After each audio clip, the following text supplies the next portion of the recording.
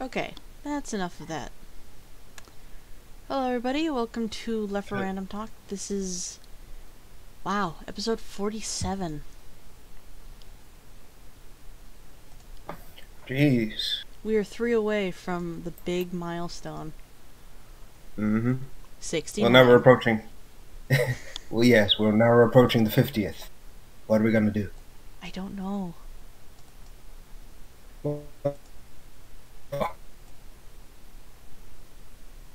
I already have... and you know what it is. You roboted. You're what? I have the 50th, and you know what that is. I don't... Never mind, Oh! we'll see it Oh! Oh. later.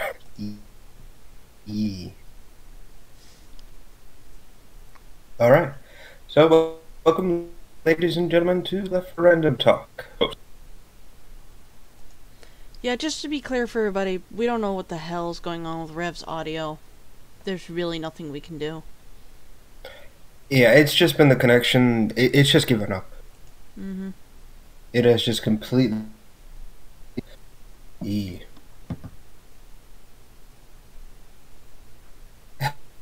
But, yeah. So let's get into it today.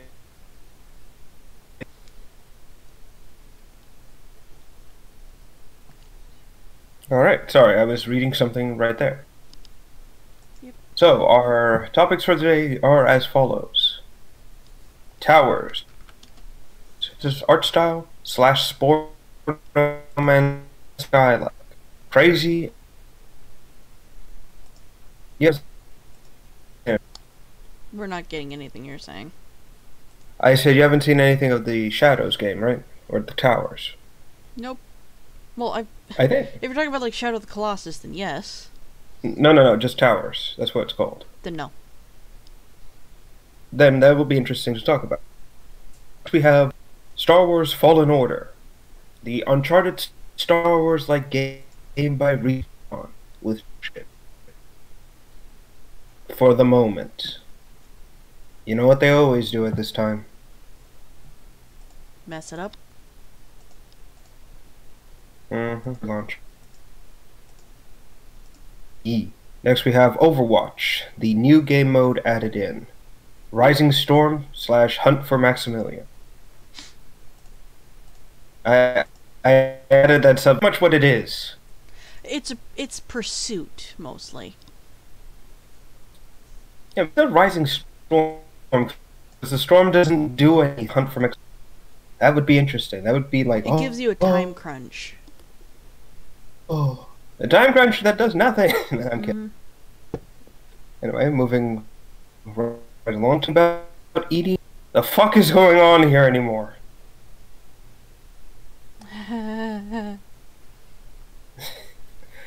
next one along, talking about Pathologic, specifically the second game that's coming out. Oh. I hope everyone has their LSD ready.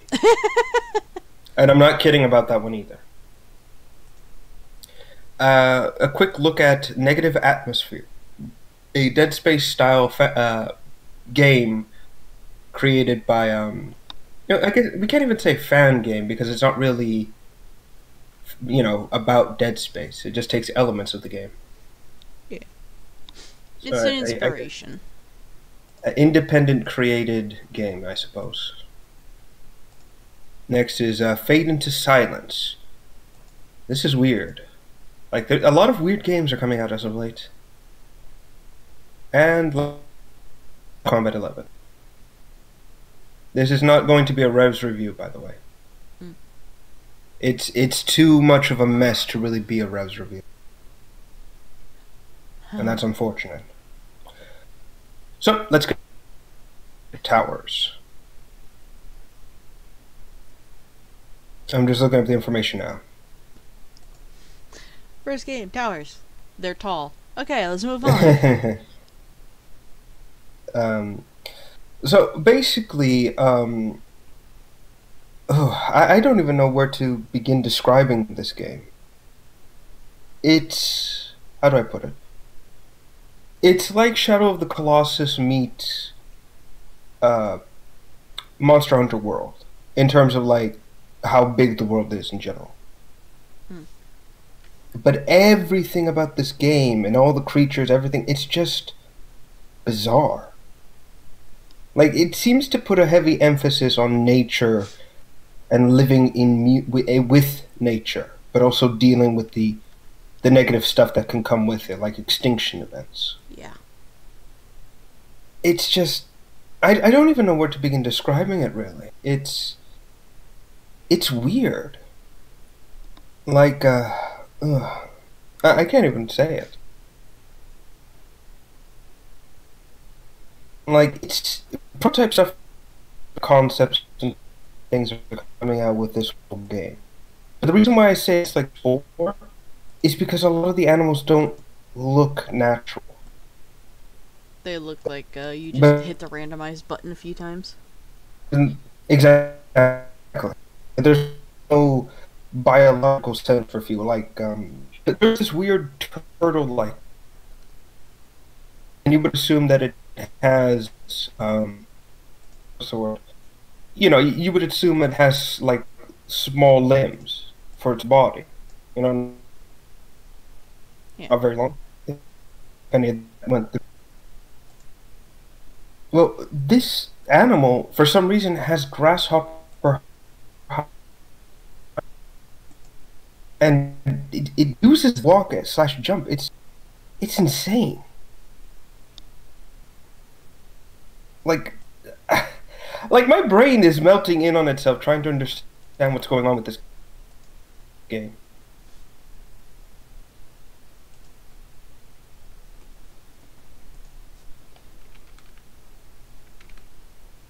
It's man. I don't even know how to describe it, really. Like, you're better off watching the trailer and just trying to figure out what's going on. Oh, apparently there's a big sale in Capcom games. Time to buy DMC. No, I'm kidding. Oh my Yeah. gosh, that's not very much of a help there, Capcom. Monster Hunter World went down from 60 or $50 down to 40. Swarms. That's the thing. Unfortunately, there's very little more I can really talk.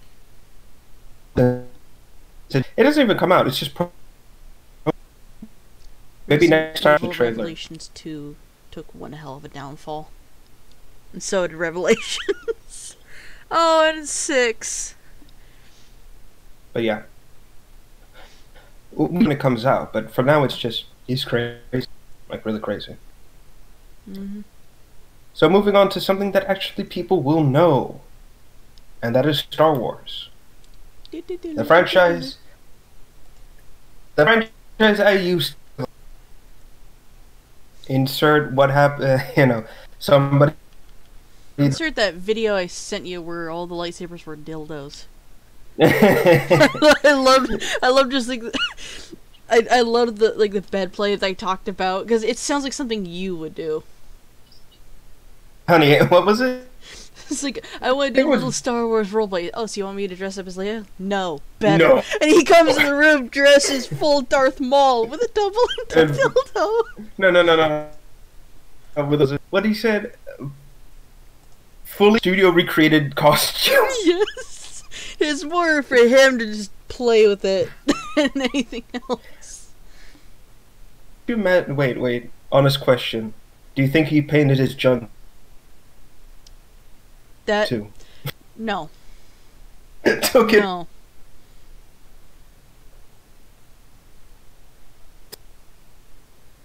Just straight answer there.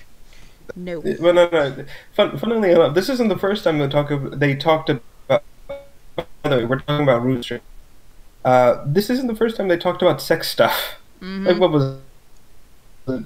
Asks one of them about Batroom roleplay, whatever. Oh, yeah, like that. Yeah. And then, I think it is Joe who says, "Oh, I'll be Bane," and then says something. You were born adopted I was born nude. God. So retarded. Anyway, I got drunk. But yeah,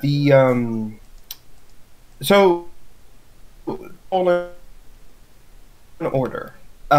It's interesting. It looks very interesting, actually. Is you are playing a guy, but after Order 66 has happened, it's like the in-between period between episode 3 and 4. And I'm looking because the protagonist.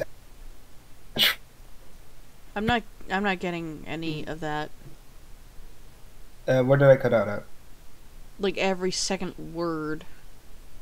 We heard protagonist. We're just not hearing the details that make sense. I said that the protagonist looks interesting. He looks like someone I can root for. He doesn't come off as,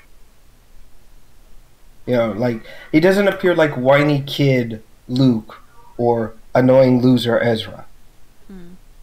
He looks like someone I could say, yeah, I hope. And hold on. Is that sound? People talk. Hold on. Open my for a second, because I always shut in a vain attempt to get this work,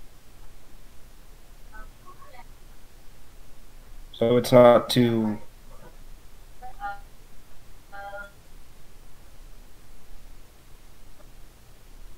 Why does Monster Hunter World have an Assassin's Creed?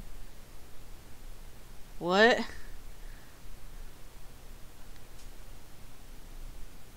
How is there Assassin's Creed in Monster Hunter World? That doesn't make sense.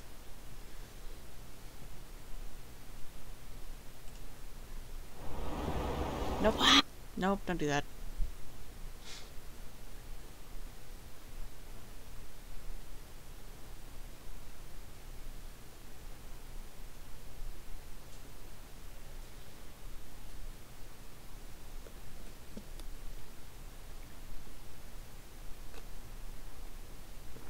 Not gonna lie, I want to play Monster Hunter World.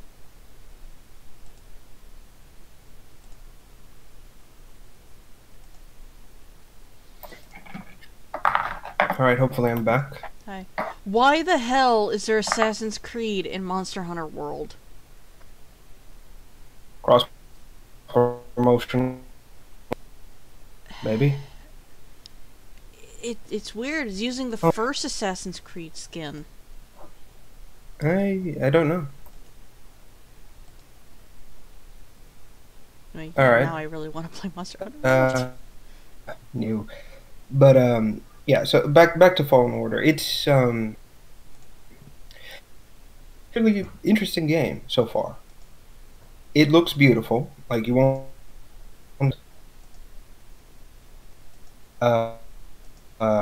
yeah. Like I said, in between period. Your protagonist looks like someone... You're still cutting out. Do we try switching?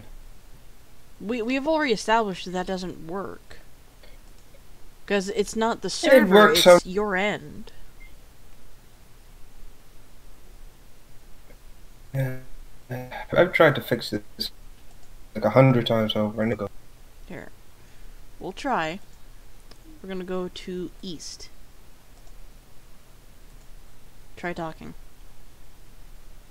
Alright, how about now? Okay, you sound different. Okay, good. And if it doesn't, like, completely and utterly get ruined? For now. My nose. Oh, look at that, like it's streaming.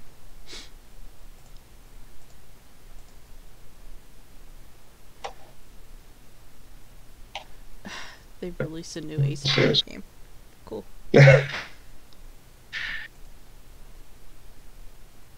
What's this? I'm gonna post this in. Sorry. Was just, but yeah. So it's just uh,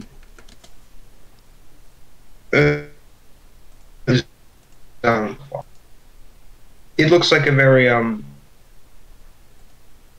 Star. Again,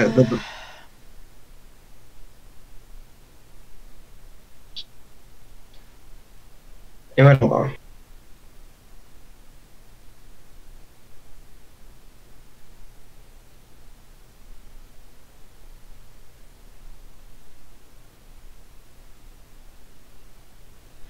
Everybody in the Discord needs an upgrade of some sort.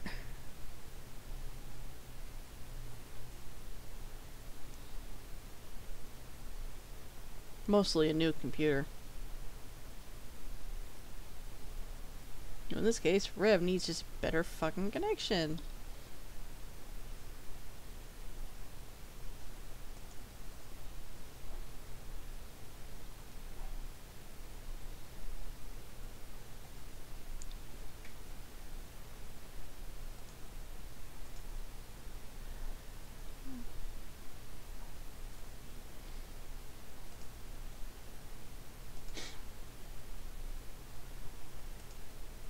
Yeah. Pretty much. I mean, with Bill, he needs a better computer just in general. His connection's fine. With our friend Liam, definitely a new computer. With Kuzi, he's fine. There's no problem with him. With Rev, he needs a new PC, he needs a new microphone, he needs a new headset, he needs new connection. Something a lot better than what we're dealing with now. But I think, like, I can quickly translate to what he has been trying to say for the past 10 to 15 minutes. The main character for the Star Wars game that we're talking about right now looks a lot better and acts a lot better than Luke and the Star Wars series with Ezra, as he actually feels like a character should be for the Star Wars series in his mind.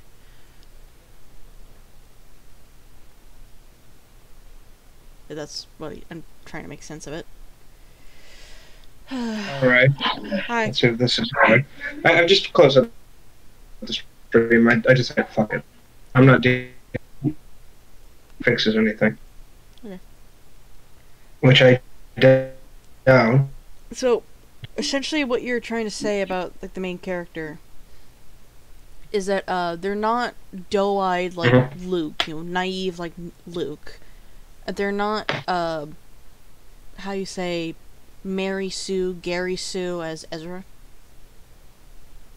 As Ray, but yeah, exactly.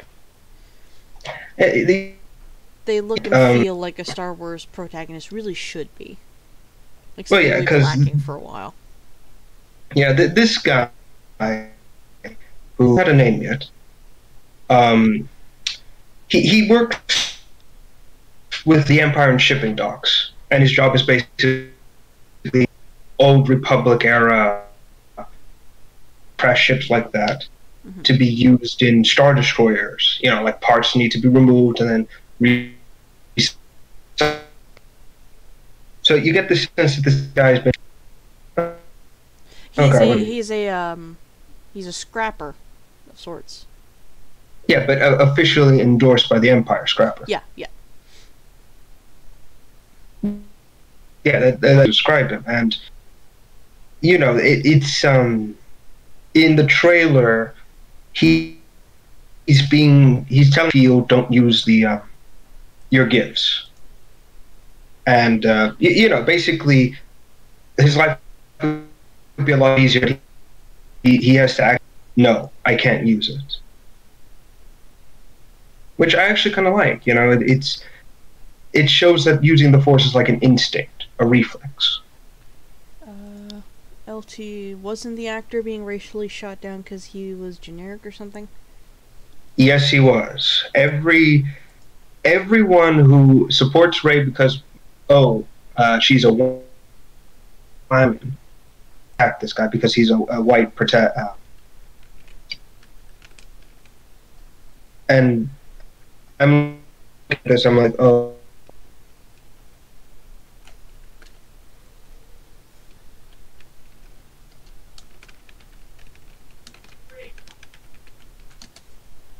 it was like I said, it's disgusting when you think about it.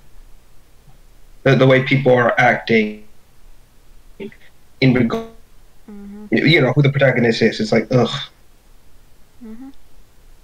You know, you're not happy that Rey has ruined Star Wars. Now you need to take it out on this one guy. You know what? Fuck y'all. I'm going home. Screw this. I can understand why, really. Go on. So many protagonists in video games are the generic white guy. Just cookie cutter. Same thing in movies. Like, a lot of main characters in movies are just a white dude. I mean, I understand the problem with Rey. I understand that. But when it came to Bodega being one of the main characters in the Star Wars films, people lost their shit. It was so good to see that. Then we find out, oh, he's not actually the main character. Well, fuck. Well, no, it's like now they meet sidekick. Yeah. It's like wait to diminish trying to atone for what he's done. Nice job, guys. Wait to diminish an actually good person. Yeah. I mean, granted, I still haven't seen Pacific Rim 2. So it's not a good movie. I'm still probably going to be seeing it later. Just watch it, but expect to be like, why to a lot of things. So, no joke, there was like a 1960s movie that my dad stumbled across one night. And the whole premise is these guys covered in seaweed were stealing women to have more babies. That was the premise of it. That was it. It was the most horrible looking movie ever, but we still watched it. There were naked women being shown on TV. We still watched it. Yay! Naked women! Until like the end of the movie, we realized, oh, that's bad. Because guess what? The babies pop out of the stomach like. What? The movie is gory as fuck. Nice. What was that? There's a map in VR chat that had it and a bunch of other movies in it. Best world ever. Here's the thing, though. I'm going to be completely honest. I don't mind the guy. Yeah. I don't mind it, but this is Star Wars. I was hoping for Alien. You know, like, let's have the Ian on here. You know? Yeah. Like a Twi'lek, Tarugra, even Kalish. I don't care. Just stop with the humans. And you know someone's going to take that out of context. You know someone's going to make me sound that too. Like Rev's a species. You know.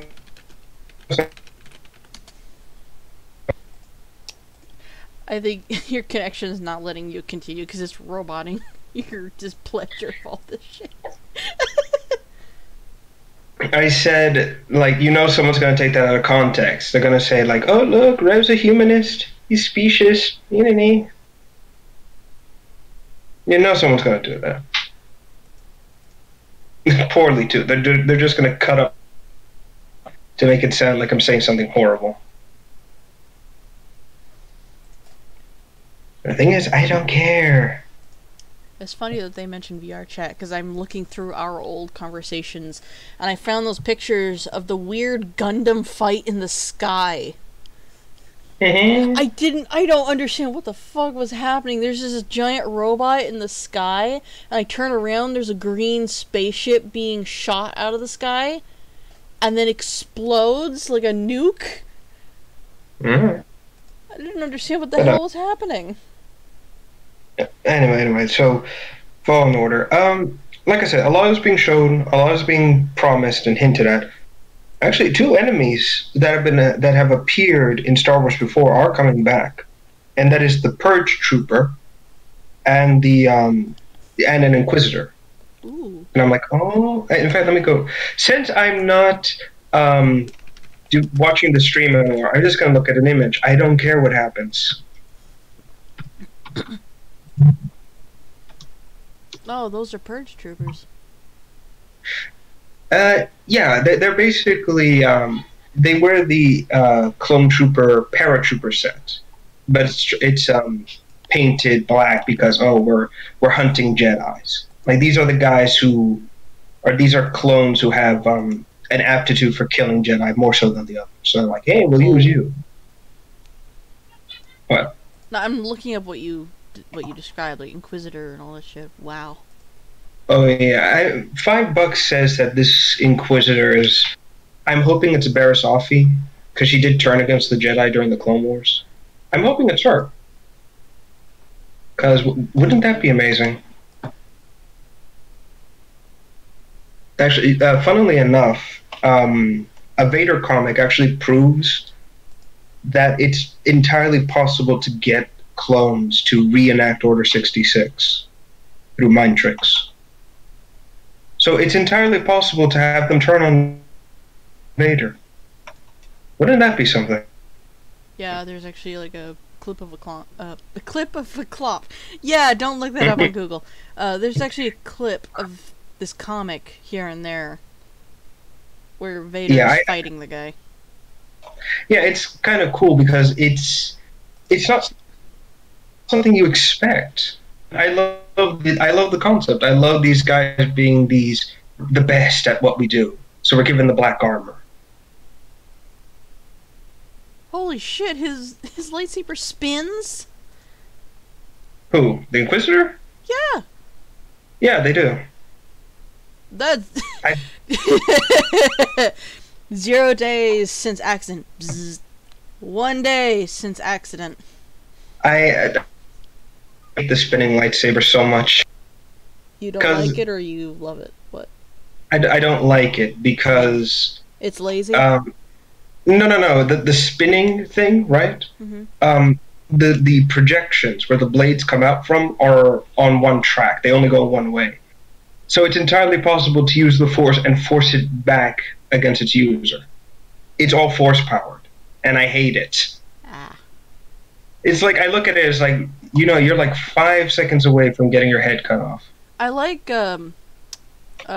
when Star Wars was having like a big lightsaber thing coming out, where it was like build your own lightsaber, and then everybody started posting the shittiest lightsabers ever, and this one's called the hand accident, where all the sabers are pointing straight at the arm.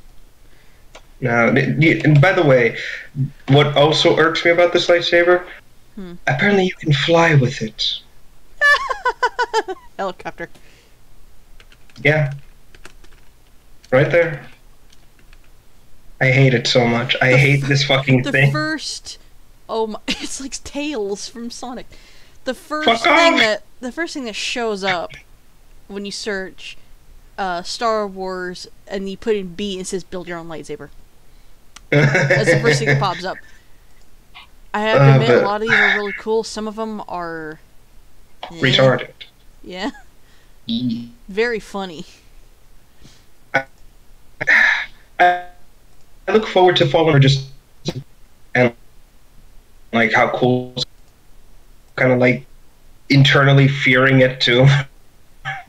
Yep. Just where's this going?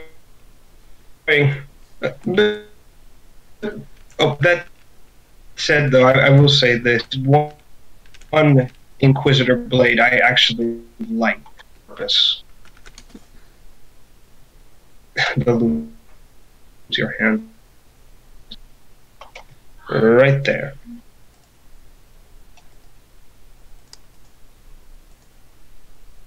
Yes, it is. Someone tell the Predator. I I found it really great. picture. But that's the thing. We're doomed. But that's the thing I saw, because it's like, yeah, this makes sense. You know, you get in close, you use it as an actual weapon. Yep. This is fine. It's just I wish it wasn't so right. It spins. Ooh. Fuck off. Okay. I'm gonna just her saber. I'm really hoping that's not the case. Like, please just let it be a regular saber, for God's sakes. And, you know, actually have her be menacing too. Like, in the trailers, right? This Inquisitor protagonist all over the place. Like,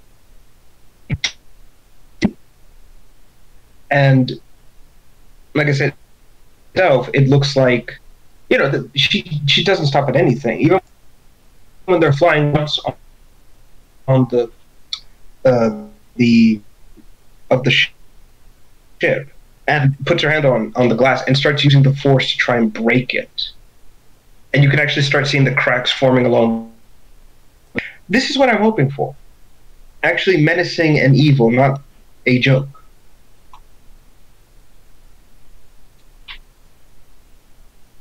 You know, just please let us have this. EA, don't fuck it up. Which is asking a hell of a lot. We've seen in the comics that Darth Vader nearly destroyed an entire cockpit just because he was angry. Just because he was reflecting in his own anger. Yeah, and I actually love that bit too. It's the small, like, silent rage that I loved. Like the camera it's a comic, but the camera pans out and the entire window of the cockpit is like very close to breaking. Yeah, and it's back up. He's angry. This definitely describes just like the feeling of that. Oh, I found actually.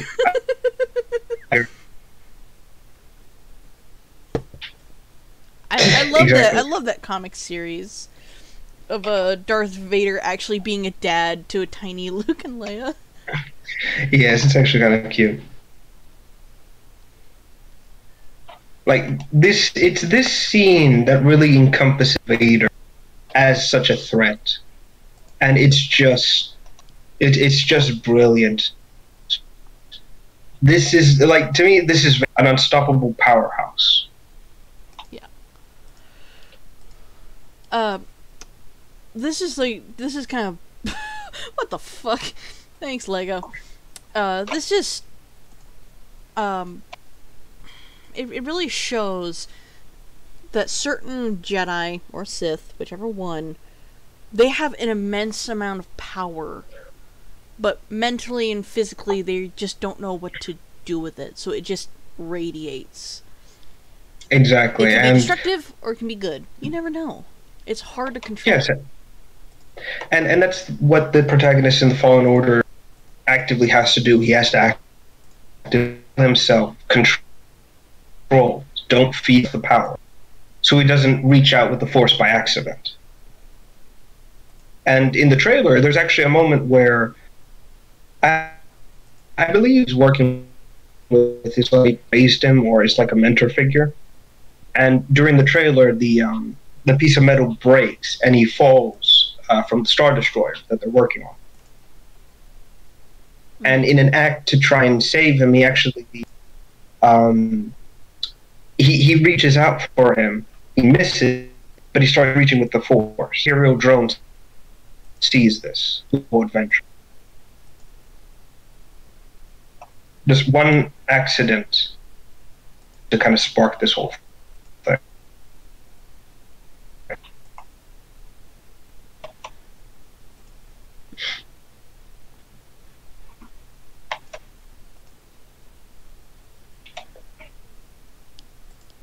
Hello?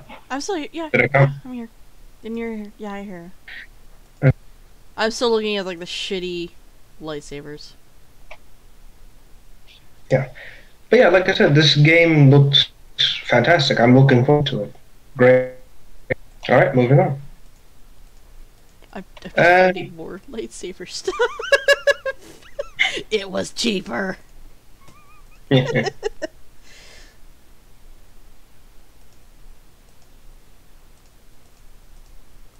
All right, so yep. Okay, I have played this game mode. Every version of it, story, all the heroes, and also every difficulty. And it's not fucking around when it comes to expert and legendary, by the way. Yeah, I can imagine. Holy shit. It's actually a lot of fun if you have the right people with you, as per usual with every Overwatch game. Of course. If you're doing Storm Rising, it's not really... It's kind of worth it to go through expert and legendary with story mode. Personally, I would just recommend going with hard mode and then going straight to all heroes. Unless you're fan-fucking-tastic with the 4 they pick for you, then go for it.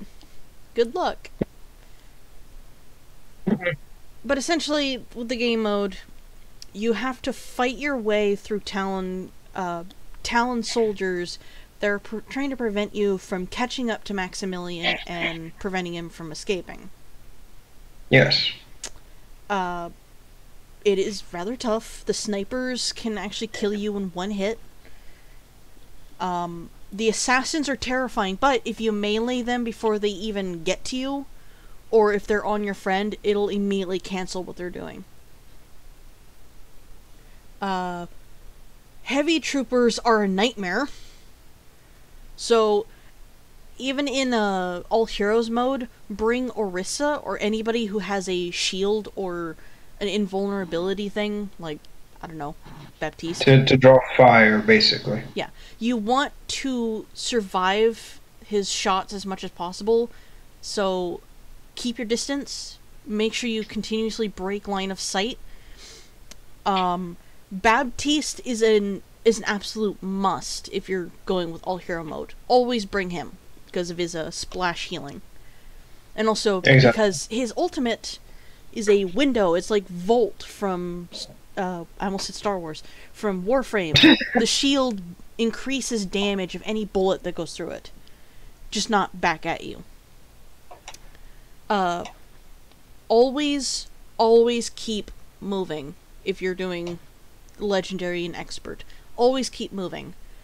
When there's lots of little minions, find a corner, camp, get rid of the minions, watch each other's back from the assassin, keep a shield up in case there's a sniper. When the heavy guy shows up, move. Just go in a big circle all over the warehouse, breaking line of sight with him and shooting him to high hell. Exactly, and we also have the... So, to bring it up to the main plot for a second, like you said, the basic goal is find and capture Maximilian. And Maximilian, he's basically an omnic who gets them... who gets what you need, money, resources, yada yada yada. He's not a fighter. He strictly works with the money. Strictly. Exactly. And there's even an Overwatch goes that kind of aspect of it. I forget what it's called. I think it's just called... What? I think the comic is just... I think it's like the Omnic Crisis or something. Well, basically, in the comic, Maximilian first debuts in that comic, and it shows that he is with Talon, but his basic goal is, since Doomfist was captured, the organization is not really fallen apart, but it's splintered and fractured slightly. Yeah. And when you play the story mode, it's actually a good idea to have like subtitles on and voices up so you can hear what the characters are saying. One, there is a hurricane coming to Cuba. That's why there's nobody there. Two, Maximilian only ever works with the money. So Intel, the people that work at their little Overwatch group, definitely think they're going to be able to get him to speak, because that's all he works with, money. Make him an offer. Yeah. 3,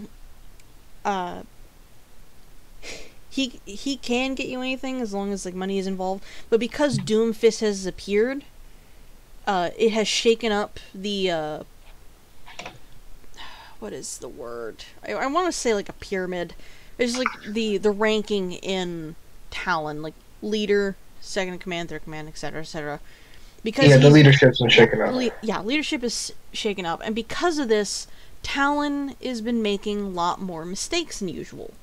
Because as Tracer will point out, it's a little odd that Talon has messed up so bad, because Maximilian runs a tight ship.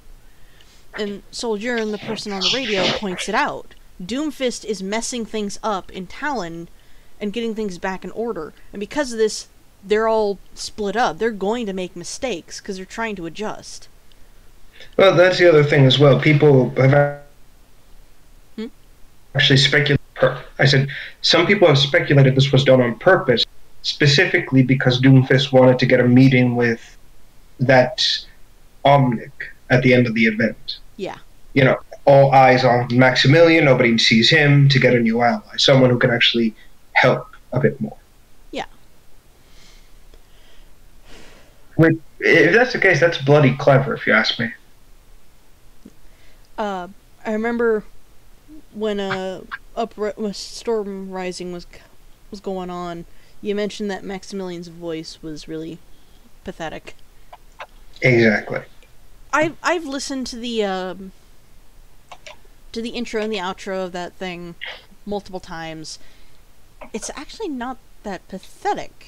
Like, from a fighting standpoint, yes, he's not a fighter. He's got like a gun in his head. He's not gonna like take out a knife and stab you. He works with people to get money, to get resources. So his voice is actually rather intimidating in that aspect. Because you don't know what his intentions are. When you're fighting him, you know what his intentions are. He's gonna do whatever he can to survive. Well, but that's the thing. There's a fan dub a little while ago about the comic, and in the dub, they purposely gave Maximilian a much more suave, much more, not really in control, but a more like business savvy voice, someone who's charming and you would feel comfortable with dealing. But even in the comic, when he loses, you know, he breaks character. In this one, his voice doesn't match his appearance. You see Maximilian, you see the suit, the quote-unquote hairstyle, the little pin, all that stuff, and you think a business kind of tycoon, someone who isn't afraid to make the first move of a deal. But the voice just kind of sounds you say that, wimpy. but I would also like to remind you of the bad guy to Robots. Which robot? Oh, right, that one. Like, he looks the exact same, but his voice is pathetic. So many...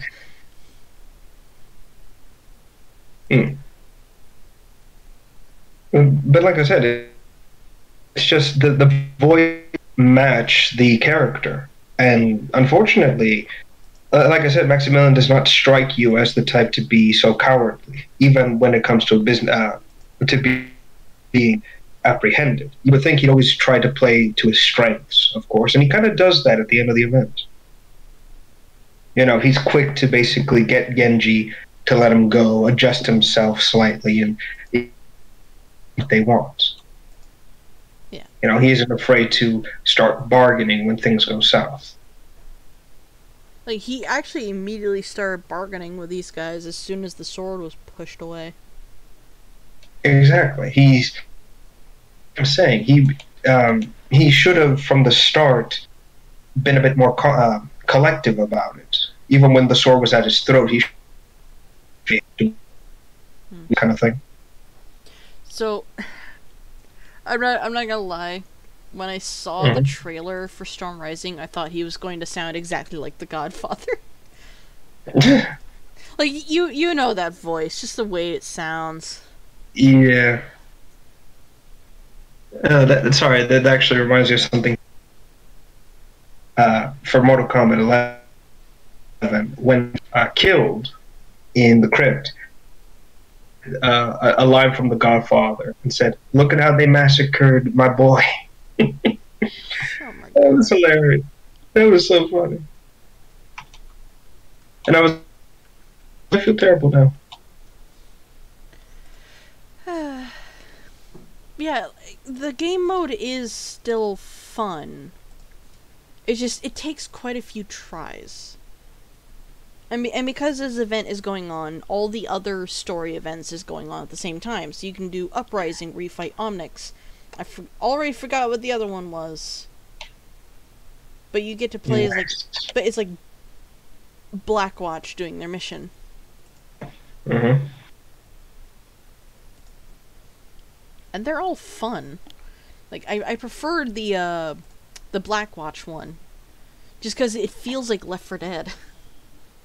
Yeah, kinda. I can see where Especially like at the end, we had I was Orisa, because I'm an Orisa main, and we had Lucio, and I think we had McCree, and then we had Torbjorn. Okay. And Torbjorn did not realize that he was supposed to turn around and jump onto the obviously present escape ship. Because he stood there in the middle of the restaurant on the roof shooting at a heavy gunner, and he died. Yeah. And like, we're being evac'd out of there. He dies, we still win, but he's left behind. And like, the guy says, "What the hell happened? What was going on?" And I pointed out, if you had just taken like 2 steps backwards, you would have been fine. And then he just left. Like, he was literally right there at the edge. If he had gotten into the ship, their bullets wouldn't have been able to hurt us.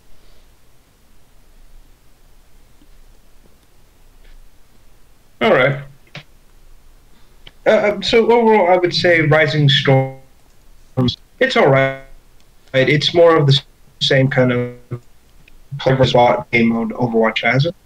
So, I will say this about, like, Overwatch. Its PvE feels a whole lot better than PvP. A whole lot better.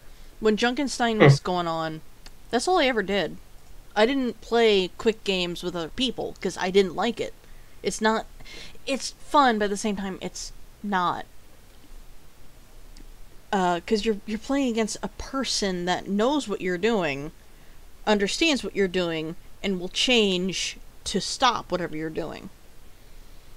But when, like, with PvE, you're playing against a very stupid AI that's just going to continue what it's doing and try to adjust whatever you're doing. But all in all, you're likely going to win. And also, the AI does not rub it in your face. But, Hi. yeah, kinda. It's like, it does rub it in your face. Well, no, I mean, like, when it comes...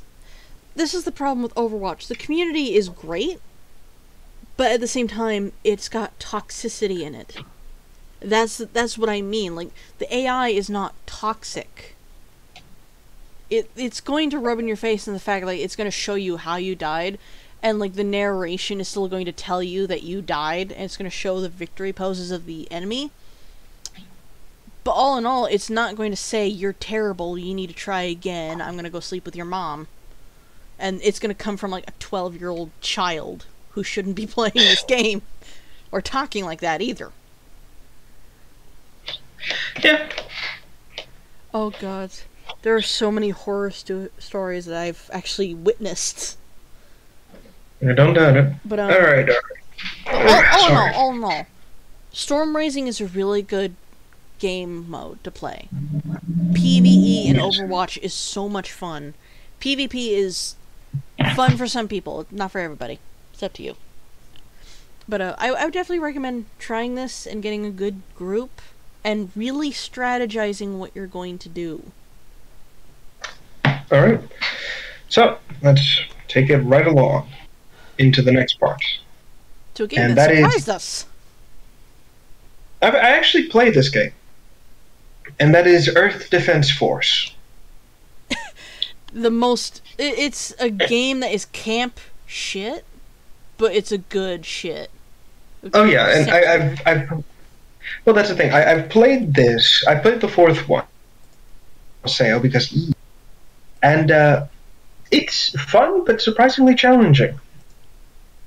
And by that I mean basically, you know how in most games you get a bunch of NPCs with you to alongside you, and you think, oh, they're just gonna die quickly. Here's the thing: they're vital in this game as meat shields.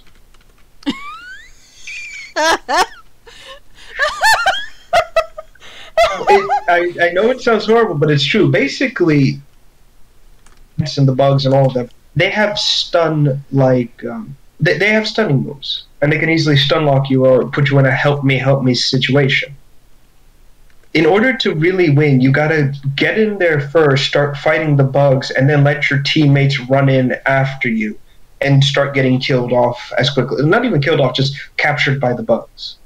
And then from there, just kind of pick off the bugs while they're busy being tormented. That's the best way to play the game. If you wait till everyone's dead and then go in, you're gonna lose. Like, horribly. And that's not even the worst of it. The game encourages you to work together with your friends or the NPCs, coordinate, fight, all that kind of thing. And, you know, it's one of the key aspects of the game. But it's entirely possible for you to also be Mr. I'm number one, you're playing a different class. And the enemies are just absurdly, like, stupidly overpowered, too, against you. Like, in the beginning... you're going to be fighting, like, bugs, like ants, spiders, giant long legs, all this kind of stuff, right? And you think, okay, I've got a strategy, I'll just stay behind them and kind of fight them from a distance. Yeah, then comes the giant robots that can target you and start shooting lasers. Yeah.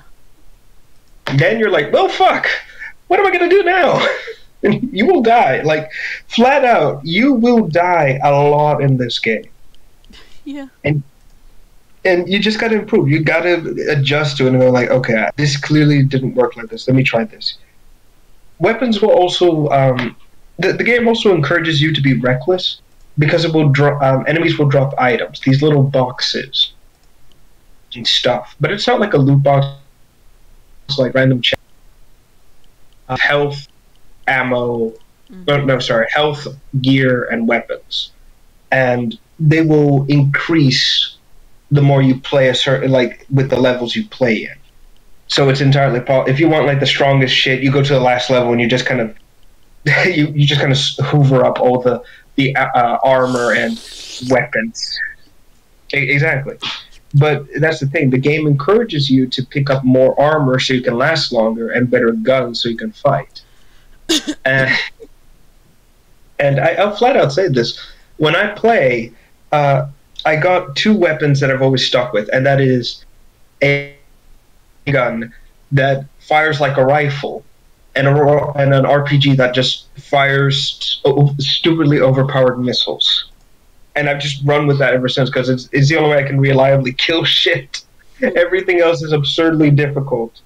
And there's even some joke weapons, too, like, you can get a rocket launcher, right? And its description says it's so powerful that after the rocket flies out of the launcher, it melts the gun, making it impossible for use it again. It's entirely possible to get stuck with that for the entire level. And you can't tell if it's a superpowered one or not because it shares the same model with the default one. So like, oh, fuck. Or even the chicken gun. Yeah, and the game also has you playing as 4 different classes. There's the Rangers, basic soldiers, guys who use, like, 2 weapons, infantry. Then you have the tech guys who can, like, spawn in vehicles, air support, and robots. Then you have the walking space marines, the guys who... I'm not even joking about that. They have, like, gigantic and are basically walking tanks. And then you have anime girls. I'm not even kidding about. I'm not even kidding about that. The wing divers. Yeah, they're just women in bikinis. Go. Whoosh. Okay, so my favorite group to watch for Earth Defense Force is Kraken and Strippin and group. Especially Strippin, because he plays the wing diver for obvious reasons. Why I like watching that one. Mm-hmm. But they take it so serious, it's hilarious. I've actually been present for every single one of their live streams of it, except for Iron Rain, because that's just blowing my goddamn mind. But that's the thing. It's Iron Rain is and just saying, let's add it 10 times. Like, here's the thing. Iron Rain is actually not made by the same... What? What? Iron Rain is not made by the same publisher. It's not made by the same company. It's somebody different. Because, compared to all the other EDFs, this one looks fucking amazing. And it's off-putting. I can see it. I really can. Like, the way the original EDFs look, it's meant to look terrible and really clunky and just... It's very like a... Jank. It's very janky, yeah. And, like, the script is terrible. It's, like, a really crappy Japanese translate. Oh, I love the script. I love the script, too. How absurd it is. But Iron Rain comes out, everything is HD, there is amazing lighting, there is amazing models, except when the ants show up, then they kind of look weird. The animations are amazing. The models look great, like, for the characters. The script is a little bit better, but it's still janky as fuck. Well, that's the thing I want to say about the previous one, the one I play a lot. I love how everything looks because it reminds me of an 80s Japanese monster movie. I love it. Yeah. Like every aspect about it makes me think, oh, it's like the old Godzillas, and I'm so happy. Like even the gigantic monsters you find. I forget what they're like. There's something like, oh god, it's on the back of my mind. Aggressor, something like that, and it looks. It just flat out looks like a Godzilla monster. Like, actually designed by Toho. Oh, you're talking about, like, the giant reptilian monsters that smash the city.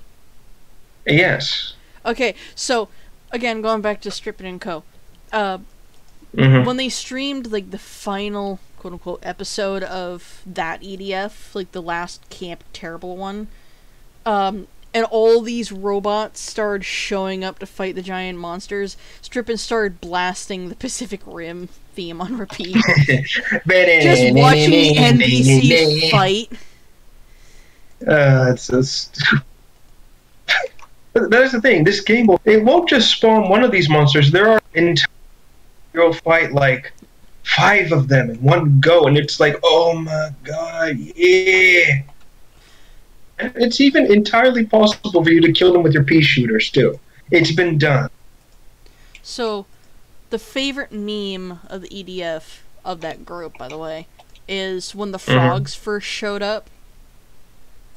And, like, the NPCs going, oh my god, it's like a human! It's a frog. So now, every time a 2-legged enemy shows up, they just have to go, oh my gosh, it's like a human! It looks like me! And they just go with it. New EDF comes out, they're still doing that. Well, that's the thing, but I'll say this right now. The EDF4 robot design so much. Because it looks like some... Like, insert power... Yeah, it actually looks something... While it's not really all that possible, it looks a bit more logical. Like, they took vehicles and bits and pieces of things we know of. Like, I can see there's digger claws for hands. Like, they took things that they had and put it together. And that's their robot. Yeah. Oh, here we go. We'll use this real quick. Like, these were all the classes you... What's on its head? That is its head. I know, but, like, I'm looking at that antenna. That, I think it's battleship. You know, like, Oh, like that tower that's on a battleship, yeah. Yes, that's it. Oh, sorry, so these are all carrier, that's what it is. Yeah. So that's all the classes, just to put them there. I freaking love the heavy... like, how overly designed it is. With, ep4, I believe it's like Tomato or Old Bed. No, it was Tomato. He played, Old Bed? One of the two. Wait. Wait a minute. What is this about him playing with... How do I not know this? Not Old Bed. I forget his name, but he's Kraken's friend. He's got Bed in his name. Bed Banana? Yeah, Bed Banana, yeah. So, they're playing EDF. Sam is the wing diver, and I also love the logical reason they try to put as to why there's so little clothes for them. Because wind resistance. Yeah, because your boobs flopping around's not gonna do that. Anyway, I think it had to be Tomato was playing the heavy gunner, and he just went, you know what, I'm gonna go all out. He ditched the shield, and he grabbed like 2 miniguns to attach to his character, and all these guys ever do is dash. Like, I have the noise of a wing glider's dashing sound stuck in my head, because that's all Sam ever did. But I just remember Sam is down with a great view of his ass for some reason. And Tomato's going like, I'm coming to save you. And like, you see him, there are spiders and ants and those frogs blowing up all around him. And he's just like using his guns like skis, like those ski sticks, and pushing himself along at high speeds. And he just, goes right past him and somehow revives him. But he's going really fast. Well, that's the thing. The heavy gunner going double miniguns is actually a good idea because the reload is incredibly annoying. Yeah. Like, it takes a lot of time for both guns to reload, so it's a good idea to have shoot one like crazy, hold the other one, and then just kind of reload interval. With Kraken, he was one of the guys that summons vehicles.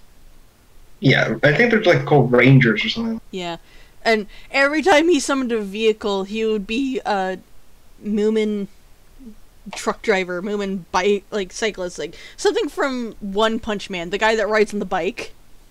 That was him, but with literally any other vehicle attached to the name. Jesus Christ. And like, I remember the early part of the streams, Sam looked down and Tomato was just completely caked in ants. Like, they were all over him, but he was just standing there, not even bothered. Just shooting everybody. I can't make that noise. Yeah, but I'm gonna be honest, like, if the fifth one just looks like more of the same, and I'm happy with that. You know, specifically because it's so much fucking and just shoot giant monsters. It's amazing. Yeah. What I like is that the newest one, it's really well polished, but it's still the same old game. Yeah, and like, there are some mechanics that they removed and replaced. I'm indifferent on if they're good or bad. I haven't really finished watching the latest stream. That's fine. But what I like about the previous one is how they started the game. And just how bullshit it was. Like, that facility is so massive that just can't exist. And not only that, you're a fucking civilian. And you're overhearing on the radio people getting killed, and the guy that's like teaching you the basics of the game going, it's just a joke. And you're hearing people just getting mangled. Yeah. Like, that's the best thing. Oh, you're a civilian, aren't you? Well, here, have a fucking minigun. Now shoot it at the boxes. You're a civilian. You are so screwed. Yeah. We are all. We're all so very screwed. I'll admit, I am interested in, like, playing these games, but at the same time, not. Yep. Go on. No, go on. No, that was it. Oh, I see. It's like I said, it's a fun game. Mm-hmm. One, and like I said, it's all cheesy Japanese anime, and I love the fact that it feels like it makes fun of itself. And I love it. In fact, the one is that stupid song they have. Oh God, the EDF song is so morbid. Yeah, and I love how right at the end the song cut that depressing crap, and they do change the tune. It's just like throughout the song, he's talking about how people he loved have been torn apart and killed, and he's just singing it with a smile. It honest to God feels like Starship Troopers. But that's the thing. The point of the song is no matter how bleak and terrible it is, he's still fighting, and you know, he was spirit no matter what you do. And I love that. Again, muy human, humanity first. Bring it. Yeah. Then, like, the latest, before this current EDF, they changed the song. It's not good, but you know, whoever is like What I like about that is that the NPCs will randomly be appointed to follow a certain player. So if that player sings a verse of that song, every single NPC will start singing at the exact same time. At whatever volume you set it at. No, then, man. Like I said, I love that song. Yeah. Like, just for the fun of it. Before the campaign got cancelled, because Yarrow was not really happy with what she was working with, I was playing a bard. And in D&D, a bard's job is to sing, or tell jokes, or dance, or do whatever they can to entertain and support their compatriots, or really bash on their enemies. And we were helping a dwarven city deal with a problem. Something was breaking into their armory and eating their weapons. There's a monster in D&D called a rust monster. They are a cross between a tick... they're a cross between a flea, a cockroach, and a cricket. And they eat metal. Like, they rust at first, but they also eat metal. And, like, the second we hear that there's a very special one that's doing this, I bring up the EDF song lyrics, and my bard starts singing the EDF song every single time they have to inspire.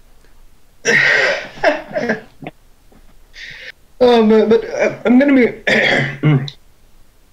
excuse me, be honest. The part of the song and, like, the legend that the EDF have is just, it's something I love. You know, the legendary hero. I love it. Because it's not really said who this person is, but it's being implied that it might be you. And I love it. You know, there's a mission in the fourth one, right, which I did, where it's those giant, and I was just there at them with my little super spread shotgun, like just running throughout the city shooting these. And then over the radio I say, wait, I hear someone say, wait, there's someone still down there. He's insane. He's fighting the motherships. Could it be the legendary hero? You know, and they just start, like, cheering it on. It's like, oh, I feel great. It was amazing. That's a great thing about EDF. Like, they acknowledge what you're doing and they praise you for it. It's camp crap, but it's still good. Like, it gives you a good feeling. Yeah, but to me it felt, you know, just like any anime where it's at the low. steps up to the challenge. Like, I had my own hero stepping up to the challenge anime moment. I was like, so this is... Yeah. It feels right. Oh, man. Is it... Like I said, huge fan of this. Really hope more can come out. Or more can be done with it. Yeah, yeah. Like... Alright. The updated graphics is as close as they're gonna get to making it a serious game. There is no way. If it was turned into an anime, I would watch it so much. I would actually watch it. I don't watch TV. I don't actually watch anime, but I would watch it. Definitely. Let's just sit down and just enjoy the camp, the EDF. Yeah. It's just like how we wish there was a Warframe animated series. Yes. If only there was an EDF. Like, I'm gonna be completely honest. It's so fun. Like, just make it like a 90s to 80s cartoon. People would watch it. People would watch it. Just saying. Yeah. Alright, moving on. So yeah, on to our LSD trip. So if you take it now. I actually like went to the Steam store to see what was going on. Didn't really get much of an explanation. You're never gonna get any kind of explanation with this game. The only explanation I got is that you're playing a character, one of three. There are 3 endings, 3 campaigns, etc. And yes. You're in a town that has a plague that you can't stop. Yes. And it's a survival-based game. Kinda. So, I understand the synopsis. So basically, you play as 3 characters. The other one is a weapons smuggler, and the last one is a demigod creature, or a creature of Fey origins. And basically what's happening is that there is a blood plague affecting the town. Nobody knows, but it's extremely infectious. The doctor wants to get a... The what? The what? Like, you were roboting. Where did I cut out at? You said there's a plague and doctors. We didn't get anything else. Okay. One of he wants to cure the plague. Mm-hmm. Like, actively cure it. So, he'll go into... There is the weapon smuggler wants to get out with his friend Fall. Nope. Alright. Said the weapon smuggler wants to leave the town with his father. Mm-hmm. And the muse, or the... She's just there because she's curious about what's happening. But she's an omnipotent creature that has the... So she knows what's going on all around her. It's more like, oh, I'm outside. Oh, it's so weird. That's basically what it is. The setting is split between 2 different groups. There are the traditionalists who praise and worship nature, and the industrialists who want to move forward in life, basically. Both sides argue about how their society should go, and there is a massive structure that makes sense. Like, physically, it makes no sense. It's like staircases attached to floors, attached to staircases, attached to floors, nothing connecting it. It's inspire, basically. And everyone knows that whoever controls it controls the course of history, or the course of society. So, that's the objective. The objective is, you're out for number 1, you're trying to find the source of the plague, you need to take a side in it, and you need to make sure that nothing goes too out of control, or else burn the town to the ground. Yeah, insane, isn't it? Mm-hmm. Not only that, but actually, wait, let me see if I can find the flow. 1 second. Just to basically sum up the game in its entirety. Just so, like, how it all operates and flows. Ah, here it is. So the game has choices, but not, like, dialogue choices.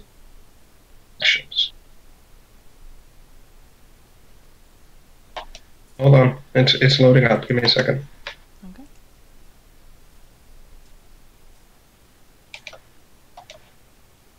No, God damn it! Hold on.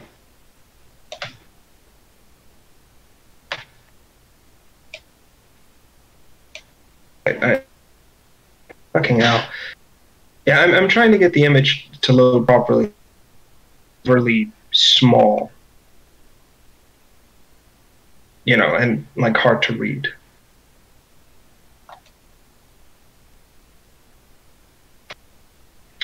Come on.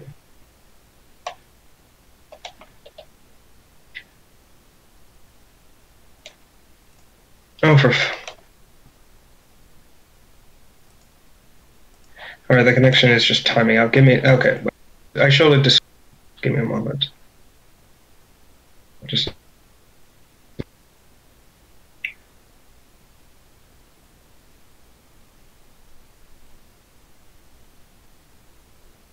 Excuse me.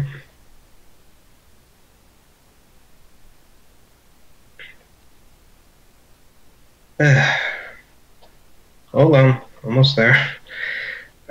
Jesus Christ. That's fine.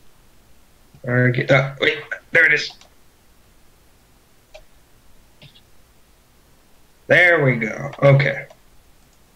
To you, copy, show. So this flowchart explains like how the choices work in Path.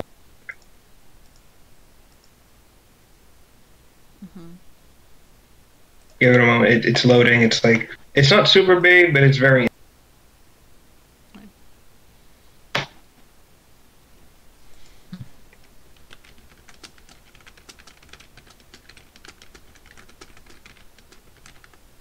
And there we go.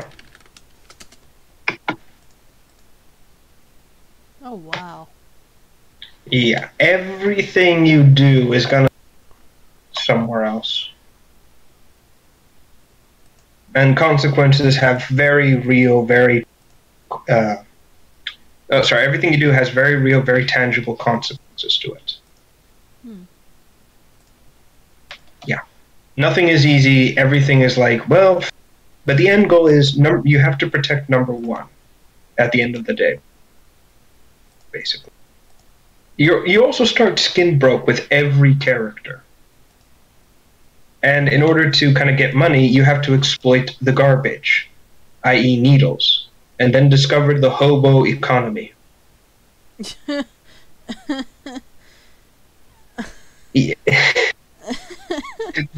Trade junk for junk and more valuable junk, and then just go up from there. Okay, here we go. So this is this is a bit of an image of the city itself. Like this is the HD like thing, but that thing in the distance, right? That you'll see in a moment. That's the tower everyone wants. Nobody knows where it came from. It just appeared one day.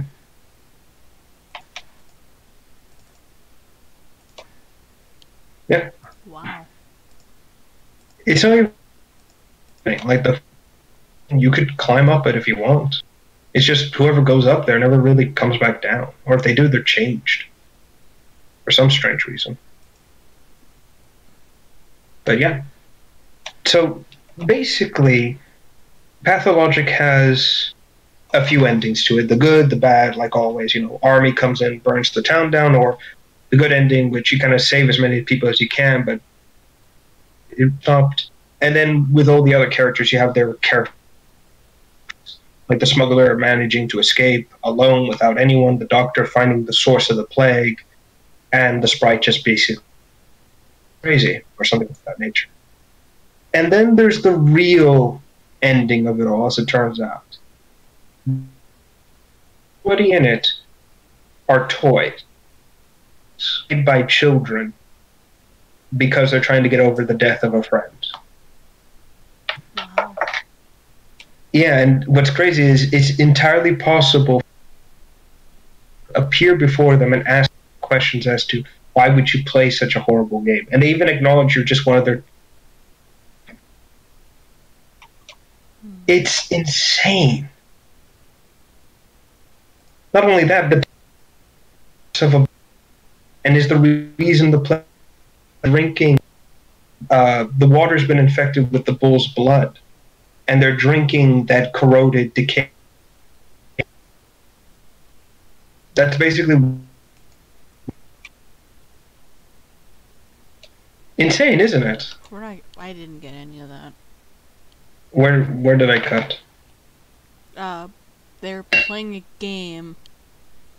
You get to hear, what game they were doing, like what the kids are actually doing. A funeral. Nope.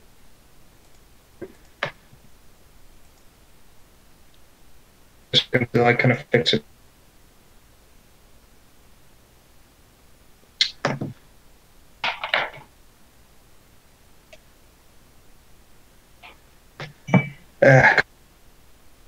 A funeral game, like a game you play to get over the death of a loved, or someone close to you, I should say. Did you get any of that? Not really. Hold on, I'll just write it.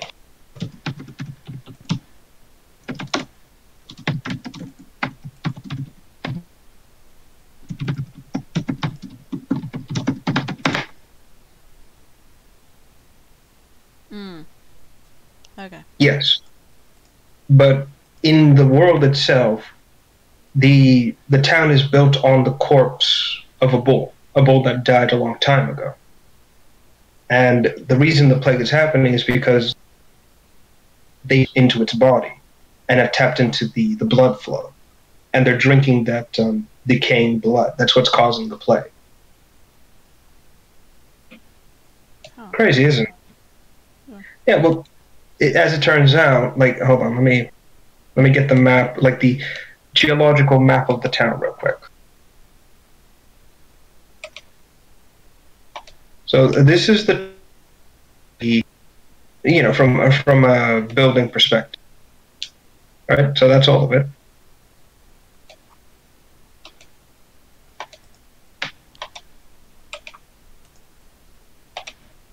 Wow.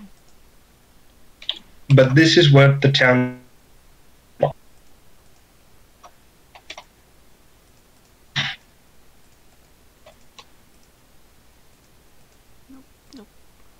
God dang it.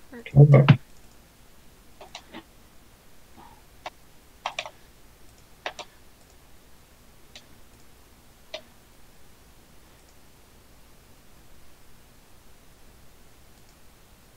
Okay, we have the map displayed. Yep.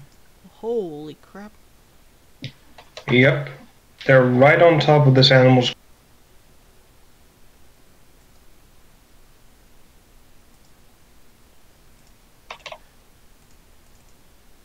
You can even see it in the dirt itself. You can leave the town. Like, there's even more outside the town. But if you look back, you'll notice that there's a humongous mound. Why is that a thing? And then you find out what really is going on.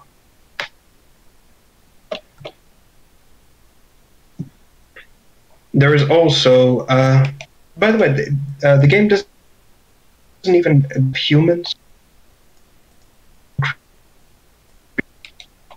Specifically, there are two creatures that you will meet in the game. The first is the Executor. Hold on, I'm getting an image.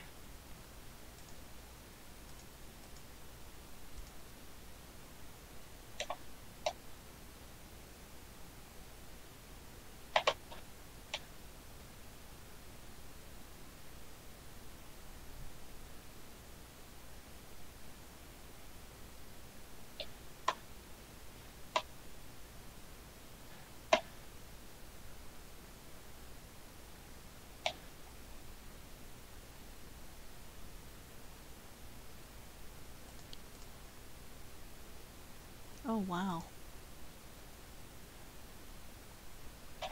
So yeah, basically omen. They're bad things that lead to plagues, death, etc., etc. They're also incredibly cryptic around people. They'll give vague information, hinting at possibilities, that kind of thing. Basically, things that provide bad luck, as it is. Then the other one, or the other creature, is called the. They're basically things change for the better. Things will get, but they're incredibly shy and very self-isolated from others. Like if I can find that isn't a bit too weird.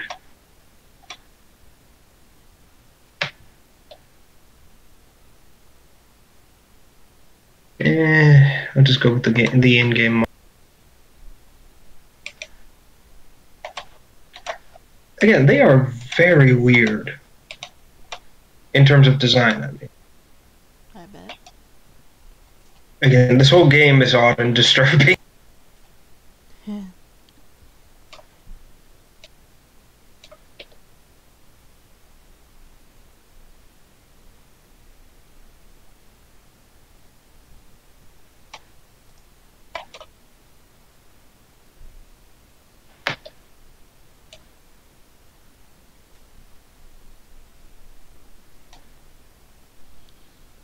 Hello, kitty cat. You're not supposed to be down here. Oh, now the cat has discovered our secret. Hmm. Ah, there we go. Finally loaded. What the fuck? Yeah. They're strange, they don't really talk, and they intend to tell you. You kind of have to read the body language. Which is hard to do from the looks of things. Well, no, they're extremely overly exact talk or try to provide information. They'll wave their arms in weird ways, they'll emote with their face. And the ice was passing by. It's just so creepy. Also, Like, I have to say, EDF2's title is really weird. Oh, I don't doubt it. EDF2, Invaders from Planet Space. Space! Space! Planet Space! That just makes sense. Oh, here, this is... this sums up the executors quite well.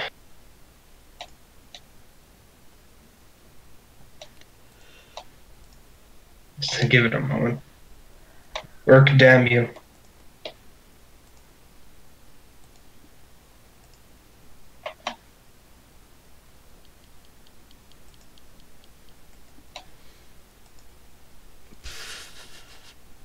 Maybe something nice will happen. Why the fuck would...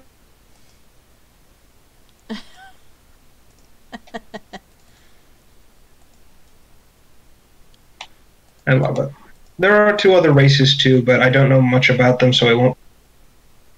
But yeah, overall, Pathologic is very weird. It's a very niche game. Only a few people will play it. Mm-hmm.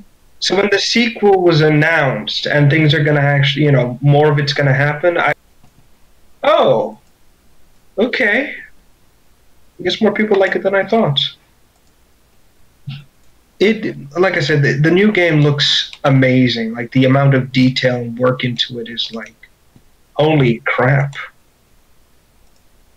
Yeah. I think I think you're going to be playing the same different setting. I don't think so, though, given, it's being insinuated that it might be another. So, same plague, different town. Yeah. Wait, I'm going to be like,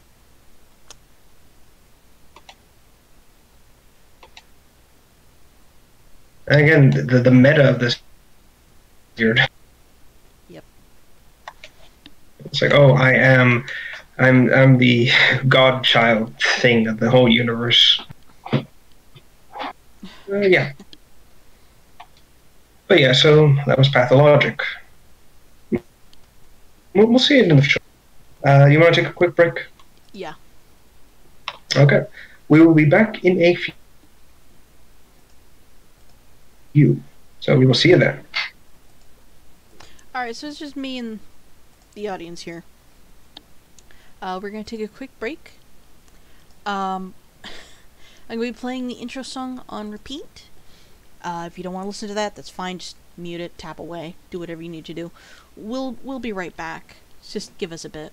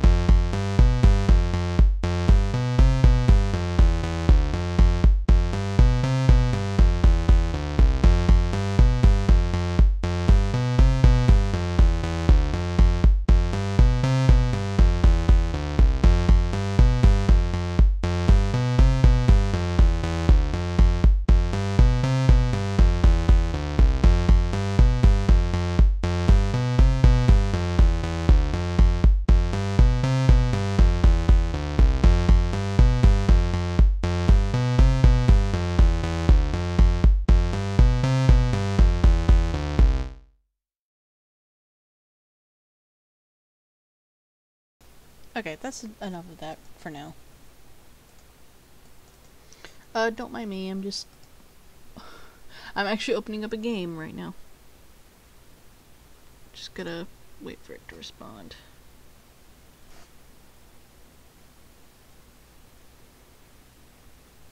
It's probably not a good idea that I'm opening this up in the background, but... eh.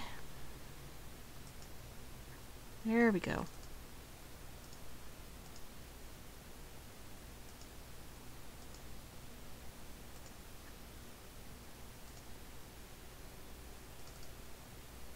Okay.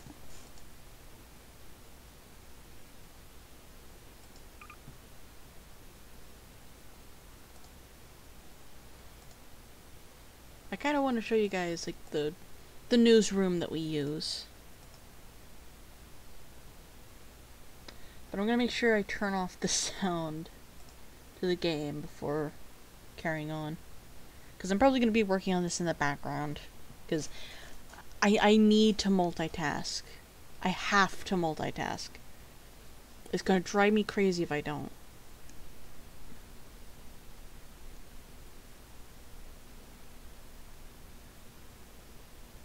Just waiting patiently.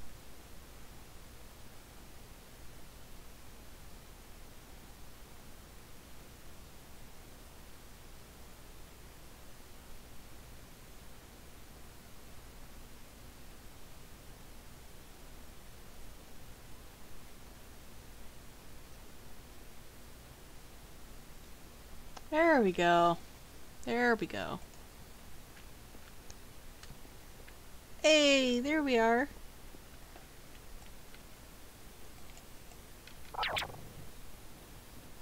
Get out of here. We got something better. Let me find it. There he is.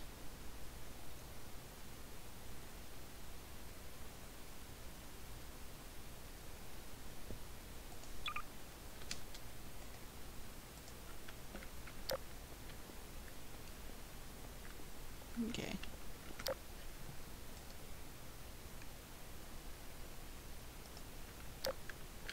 Oh yeah, that's better.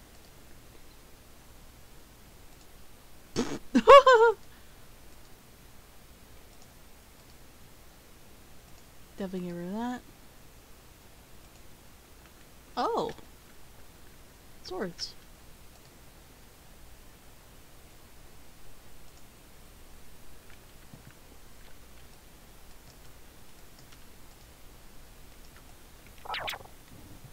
Let's put him right here. We're just waiting on Rev to come back. Don't worry.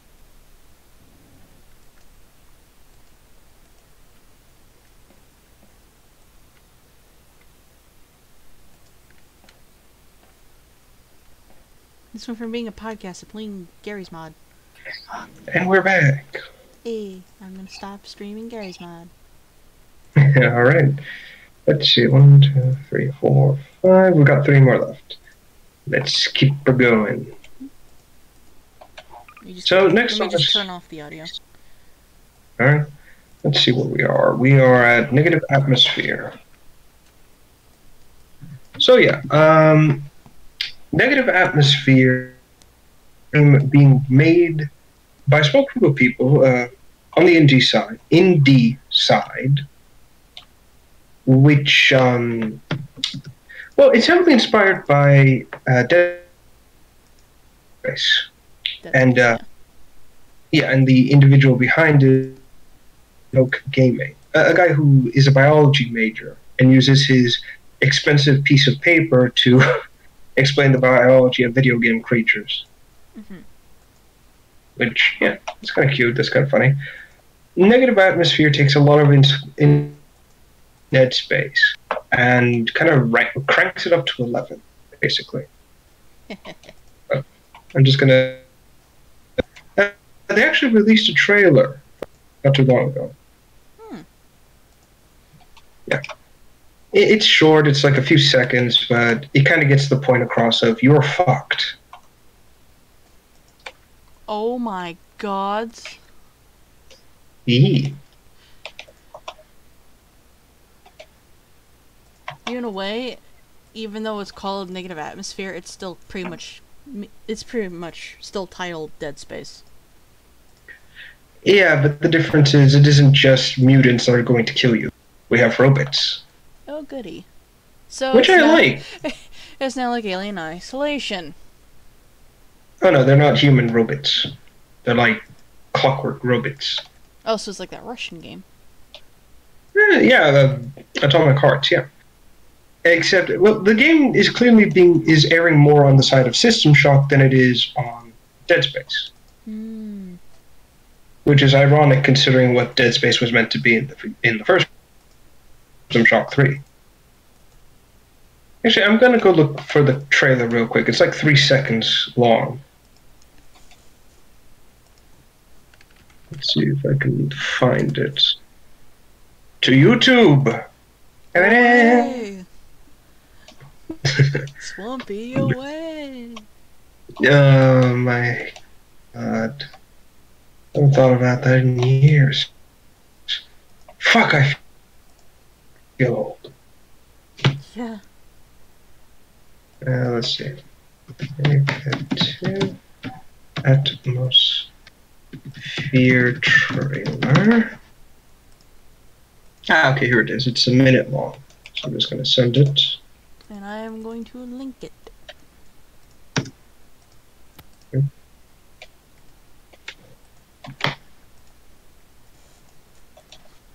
It's like, even without the Dead Space music, this thing really worked. Peace.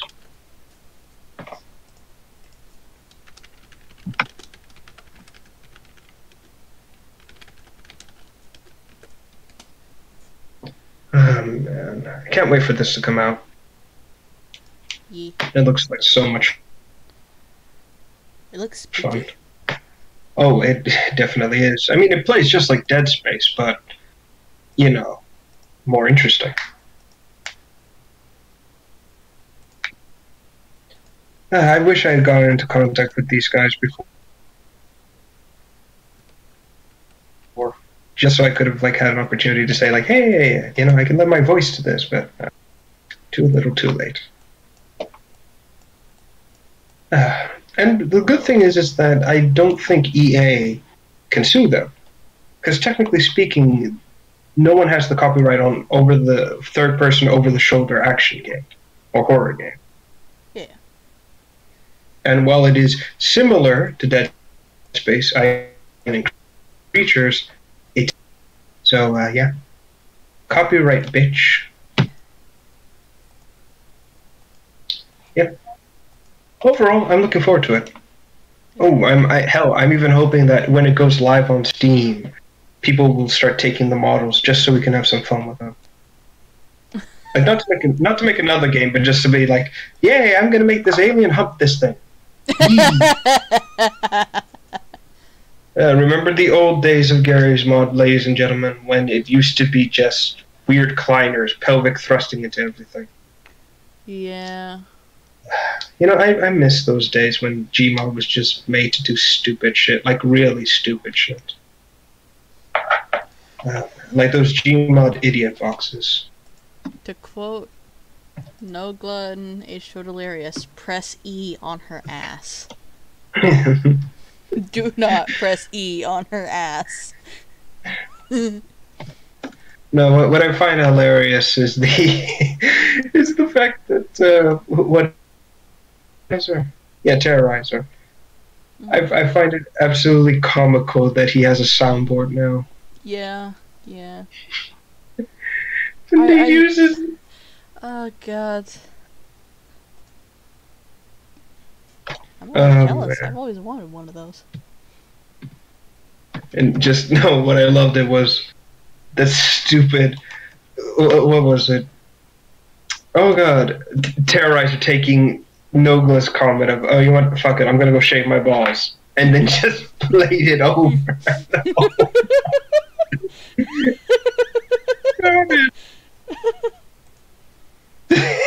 And he's having, he has too much fun with that thing. I like how we're going from a new game that looks great and inspired by Dead Space to shaving somebody's balls. Yes. Yeah. Well, then again, there's not too much. What's the word? There's not too much to talk about negative atmosphere. Yeah. Come There's out. not very much known about it right now. Yeah, other than again, yeah, that's it. In fact, let me check the release date just to be sure. Let's see, negative atmosphere release date. Sunscorched Studios, that's what they're called. Patreon.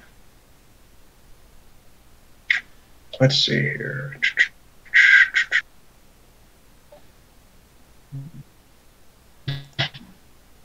Who are we? Yada yada. No release date is given yet. So it's still in the works. Yeah.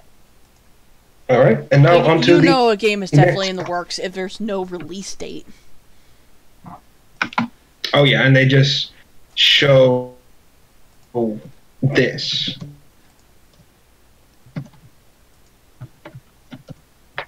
Let's see. Let's fade into silence.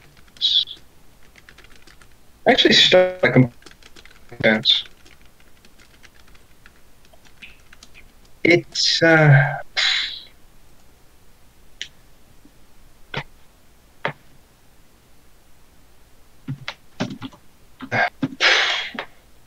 don't even know how to say it. I'll describe it. It's weird. Fade into silence. From what I've seen in the trailer, it's the world is being destroyed by the cold and death.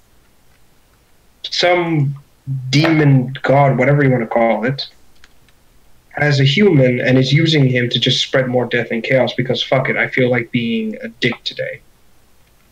And yeah, you can't die. Because this thing doesn't want you to die. It wants you to suffer for some reason. A lot of the enemies look like something out of The Thing. Oh god. But not in like Dead Space style. It's more like I'm going to create this thing because I am a sadistic god creature. And that's it. Like, they must have made out of like trees and stones and shit of that and stuff of that nature. Like, it's really weird. Like, very few of them look like they're made from like flesh and bones.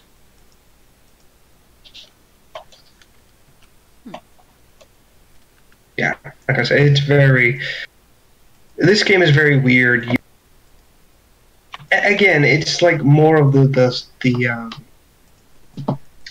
it's like more following Sekiro and Dark Souls, explaining why the character can't die stuff, instead of just, gameplay, story segregation. Hold on a second, I'll be right back. That's coming up.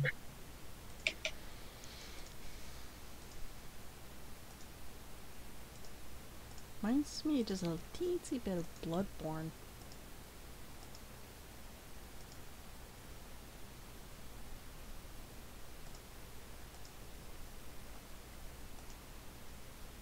That was really cool.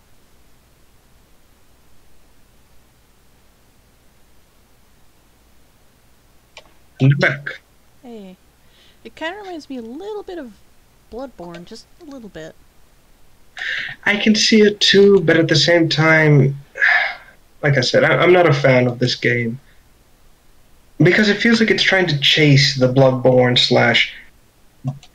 / Dark Souls bleak oppressiveness. It doesn't look interesting at all. It feels like it's something out of time. Out of time in the sense of the setting and the concept. Everything else is just like... It's just not interesting. You know what it actually feels like? It feels like it's a continuation of that old prototype Bayonetta game, Bullet Witch, if you've never seen it before. It's so fucking weird. It's basically some guy who loses his daughter in a plane crash, sacrifices himself to open the portal to hell, so he can get her back, but she becomes a witch. And the world has been destroyed because of demons, a bioweapon, and Satan. All in that order. Wow. It's a really fucking weird game, and it just doesn't... Like I said, it's like they were trying to stand out as much as humanly possible, but they made the most boring thing in the universe. I mean, it feels so out of... What's the word? It feels like so out of... And it's just like... Mm-hmm. And that's exactly the vibes I'm getting from Fade into Silence. It feels more of that... It feels like a direct continuation of Bullet Witch, and not in a good way.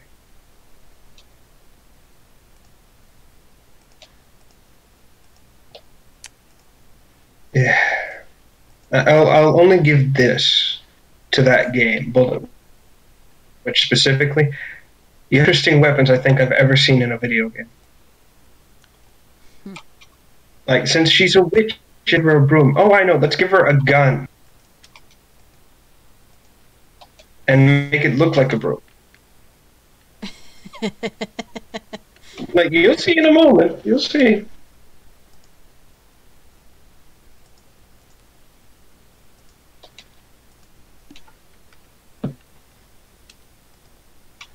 Mm-hmm.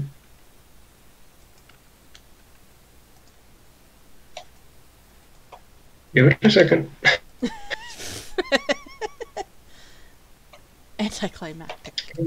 Just give it a moment. Give it a moment. It'll appear. Fucking go!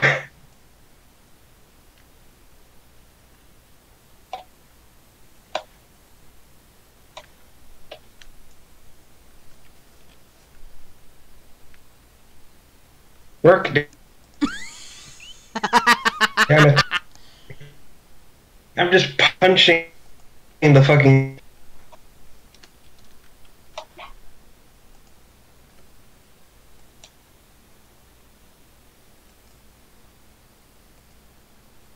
Alright, that should do it. There we go.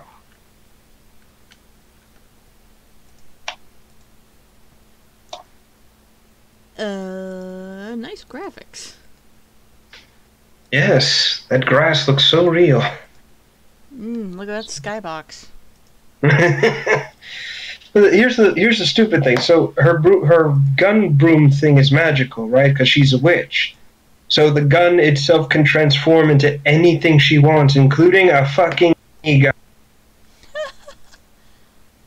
which she carries just as awkwardly as she carries that rifle.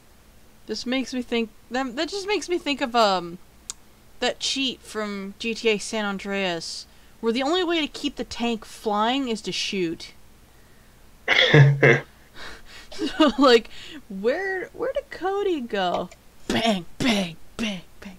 This giant tank comes flying by, shooting. Oh, there he is. And the entire time he's playing that song, "A Horse with No Name," because that was all that was ever on in that game. I can imagine. But no, like I said, again, it's fun. This concept is what inspired Bayonetta years later. Irony. Yeah, and Bayonetta was really, really good. It's fun. This is me. This is her true mother right there, this emo goth woman. Because fuck it, why not? Oh yeah, let's move right along. But yeah, like I said, Fade into Silence feels more... It feels like an indirect sequel to Bullet Witch, and not in a good way. Wow. I don't know if I'm going to cover... Probably not. Yeah. I mean, if something changes to make it a little bit better, then maybe. Oh yeah, then I'll go into it, it's like, woo! It's like, woohoo! Yeah. just like, abandon every personality you got, you're now a redneck. Woohoo, awesome pizza time, Dante. Pizza time? Yeah, that was a running gag in the DMC community for a while. Dante described in a few words, woohoo, awesome pizza time.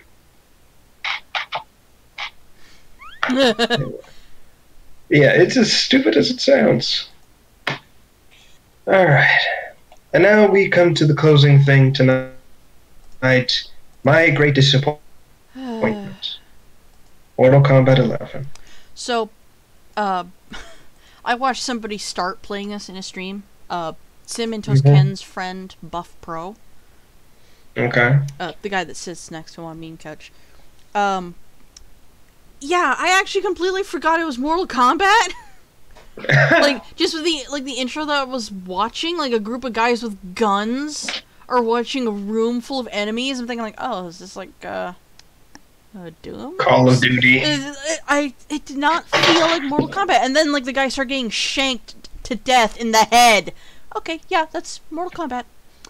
I actually, believe it or not, the one that gave it away that it was a Mortal Kombat game was the lady wearing the cookie cutter ninja mask that they all seem to wear.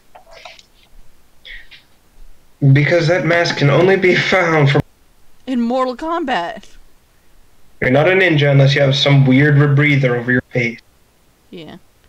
Actually, no, you know what's funny? Even the Crypt character you can play as has this too! Like, for some reason, this game's Crypt is a third-person action thing. And the character you play as, who has no name or no personality whatsoever, has one too. It's so weird. Like, I've come to call him, just because of the hair and the face, I have called him Ricardo. You'll see why. Yeah, after seeing that, and like, what sucks is that I'm just not tolerant towards violent things anymore. I stopped watching the stream almost immediately. And that's funny, because Mortal Kombat, this one, while it has gore and violence, is so... pathetic. Just, yes. Insert Shao Kahn's, you are pathetic here. No, and it just gets worse. So, 11 picks up after X, or 10. And it's about a few months later. Raiden is evil.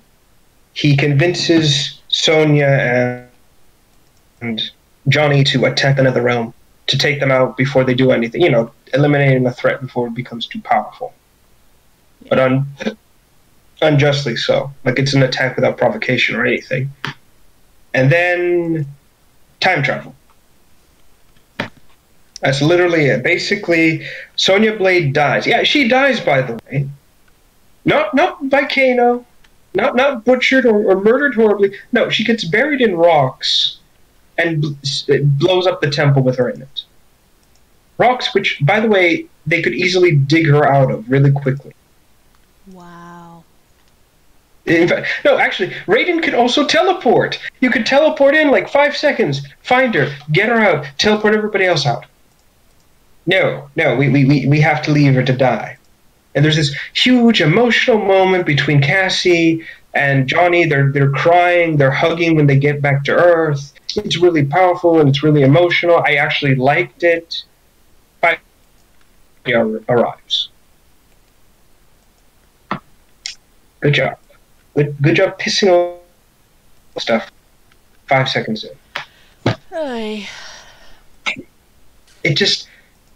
So apparently there is a being which is stronger than the elder gods. Yeah, they introduced the retarded concept of titans, like things that birth elder gods.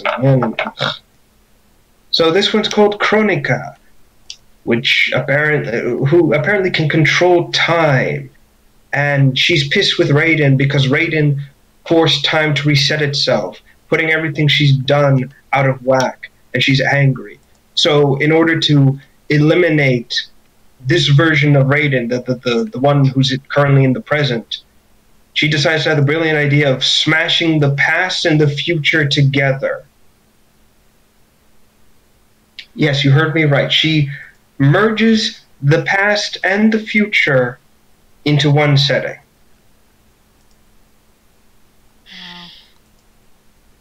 I'm sorry, that's not how time travel fucking works. And, and as you can imagine, this allows them to bring in younger versions of the characters who look horrendous. And future Raiden is erased from the time, but his past self isn't, because he's immortal, and he can't be removed from time. That's basically how they justify young Raiden not being evil. So,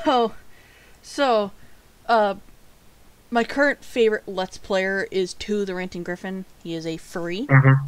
He's very, very funny, and he speaks his mind. He does not care if it's rude. I don't remember. Oh yeah, it was Titanfall 2. He was doing this, and in like a very cheesy announcer voice, going, "I am no longer Jack Cooper. I am the bitch of time. Did you just lose your face? It's because of me, the bitch of time." And he just does this over and over every time he goes back and forth. I'm tempted. Can we like go to his Twitter if he has one? Oh yeah, he has. Put Chronica and say someone has dethroned you as the. I want to do that just to see his reaction. I have like messaged him once before because of like something that has happened, and it's like really weird to talk about. But he was playing the game Maze, Maize. Mm-hmm. And he found like a figurine of a unicorn candle holder, where the candle is the horn. And he lost focus because he started thinking about a unicorn with a boner for a horn. Which is the biggest joke in the My Little Pony fandom, like the darker side of it. And Bad Dragon, a couple months ago, released a new toy. It's a unicorn horn. Of course. So I messaged him, "Hey, guess what? Now you can focus no more because there's a boner corn now." I can imagine that made his day. Oh no, it was actually a very wrong moment for me to be messaging him because something heavy was going on at the same time. But I'm sure he'll appreciate it when, it's gone. Like, the heavy moment has been dealt with. Oh yeah, it was already dealt with. It's just when I messaged him, it was in the middle of that heavy moment, so... I see. Bad timing. I'm sure he'll be fine. He's probably fine by now. Anyway, so point being, this happens, and all the characters we have now, right? Mm-hmm. We have young Johnny Cage, young Jax, young Sonya, young Liu Kang, Katana, Jade, Kung Lao, Raiden, and the returning Shao. What's hilarious is that I understand all of that. We went one game without him. One game. Fucker's back. Fucking stay dead! Just... Oh, but it gets better. So, we've got all these characters appearing. Mm-hmm. And you know how, like, normal time travel laws apply? Like, you can't meet your past self because it would cause a paradox? Like, that's one of the rules? They broke those rules. I remember. Yeah, that doesn't apply. It doesn't happen. Basically, Johnny can touch his past self, and they can talk. They can do whatever. They can make it's funnily enough, it's the young version who is full of himself. Yeah. But no, and you got all these characters returning, and all of them just basically undo the character developments of the other character. It just undoes everything. And then, to make matters more frustrating, you got, like everybody looks so ugly. They don't look detailed. They look like they just stepped off the set of a Mortal Kombat cheap TV show. That's what everybody looks like. They just Mortal Kombat, the live action show. Or sorry, DC. That's it. They look like something out of the DC live action stuff. Ooh, burn. And and it's so jarring because you assume that, okay, since the past together, does this mean that they won't have memories of certain events or some things have changed? No. Or the present selves can tell the past ones about events that happened in this timeline. Oh. Yeah. No. And it gets worse. Apparently, the rule of whatever happens to your past self will affect your modern self still applies. This is the one thing they kept. This is the one thing that they kept. The perfect example of this is basically Kano threatens to kill. Okay, so right towards the end of the game, or close to like the midway point to the end, Sonya has young Kano at the throat. Like she's stepping on his throat, she's gonna break his neck. But Jax has the past version of Johnny Cage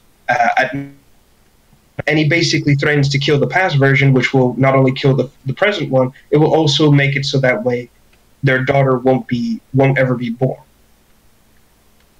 And then Sonya will thank you for reminding me the rules and stuff in the head, like right through. There's a giant gaping hole in his face now, right? Mm-hmm. So you would automatically assume that, okay, so this means that this Kano will just poof, he'll vanish from existence. No, he drops the knife, lets go of Johnny, and starts walking as if he's just been lobotomized. And you see the same wound, like just aged, gross, and nasty, and then he poofs into sand. This bothers me because it's implying that that he's been dead and buried. So shouldn't he rapidly age to the right period of being a corpse, and then just kind of fall there as just a pile of dust? He should. That's what bothers me. You're inconsistent. This is so fucking annoying. And oh god. And the returning young versions of the characters. What I like is that they're conflicted about the revenant forms. How those versions are so full of rage and hatred and tell them how they die, and the young ones just can't believe it, or they're actively like, well, I won't ever be like you. That alone should basically say that these versions, the undead versions, should not exist then, if they're just not going to do what got them killed.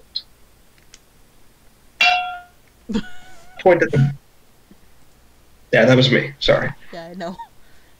But that's another point I want to make. The reason I'm so angry with having to restart time is because apparently nothing is set in stone. Everything is laid out. Like the path is laid out, but you have the option to not take the path. Nothing is predetermined. Everything can be you can choose everything. Move. All right. So you have a degree of free will, but this contradicts Mortal Kombat 9 time travel rules, in which certain events, no matter what Raiden did, would still come to pass in different ways. Perfect example. Smoke is saved from being turned into a cyborg. Instead, Sub-Zero gets turned into a cyborg. Somebody had to turn to a cyborg at that point. But that's the point. Mm-hmm. Time basically saying, someone has to take this place. You just can't have both of them. Then you have Cabal is meant to be scorched and burned to a crisp and needs to use a respirator. However, what happens is instead of it being another character, like a fire-based individual, I think, it's Kintaro who sets him on fire and burns him. Different time, different place, same result. This is what 9 is basically saying. Certain things will happen no matter how much you change them. Mm-hmm. You just have to accept it. 11 is basically saying, no, you can choose whatever. Time doesn't matter. It won't affect anything. That's what pisses me off. That is what annoys me to no end. Yeah. The fact that you are disregarding rules and you're pissing on the character development of all. Because not only that, guess out of the 4 young characters, Takeda, Kung Jin, all these, all those newer fighters, right? Out of all of them, only 2 returned, Jackie and Cassie. Takeda and Kung Jin are nowhere to be seen. And that smells of, to me, that smells of political pushing, right? Big time. And they don't even acknowledge the fact that these 2 are missing. They're just somewhere else. No explanation, no reason given. Yeah. Then, and to make matters worse, because Shao Kahn's back, there's a micro between those who want him back in power and those who support Kodo. During this whole thing, the one thing I like is that Baraka finally says, you know what, fuck this. Fuck the Khan, fuck Kodo, I'm just going to do my own thing. And is actually trying to rebuild his people. Something respected. I like that.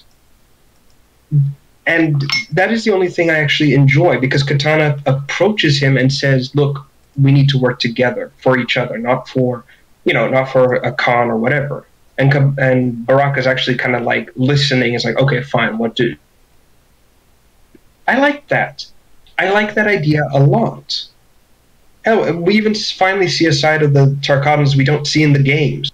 There is, in the game, you go into a camp and you see how their life is. It's incredibly fucked up.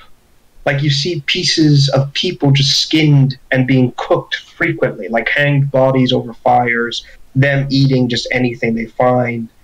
It was really interesting. And we actually see a female of the species for once, not just Melina. They're actually much smaller than you might think. Not physically, like their features are less masculine. Like smaller jaws, smaller body build. More timid too, implying that, the males are the more aggressive of the species, while the females more like domestic, I guess you could say, more or less.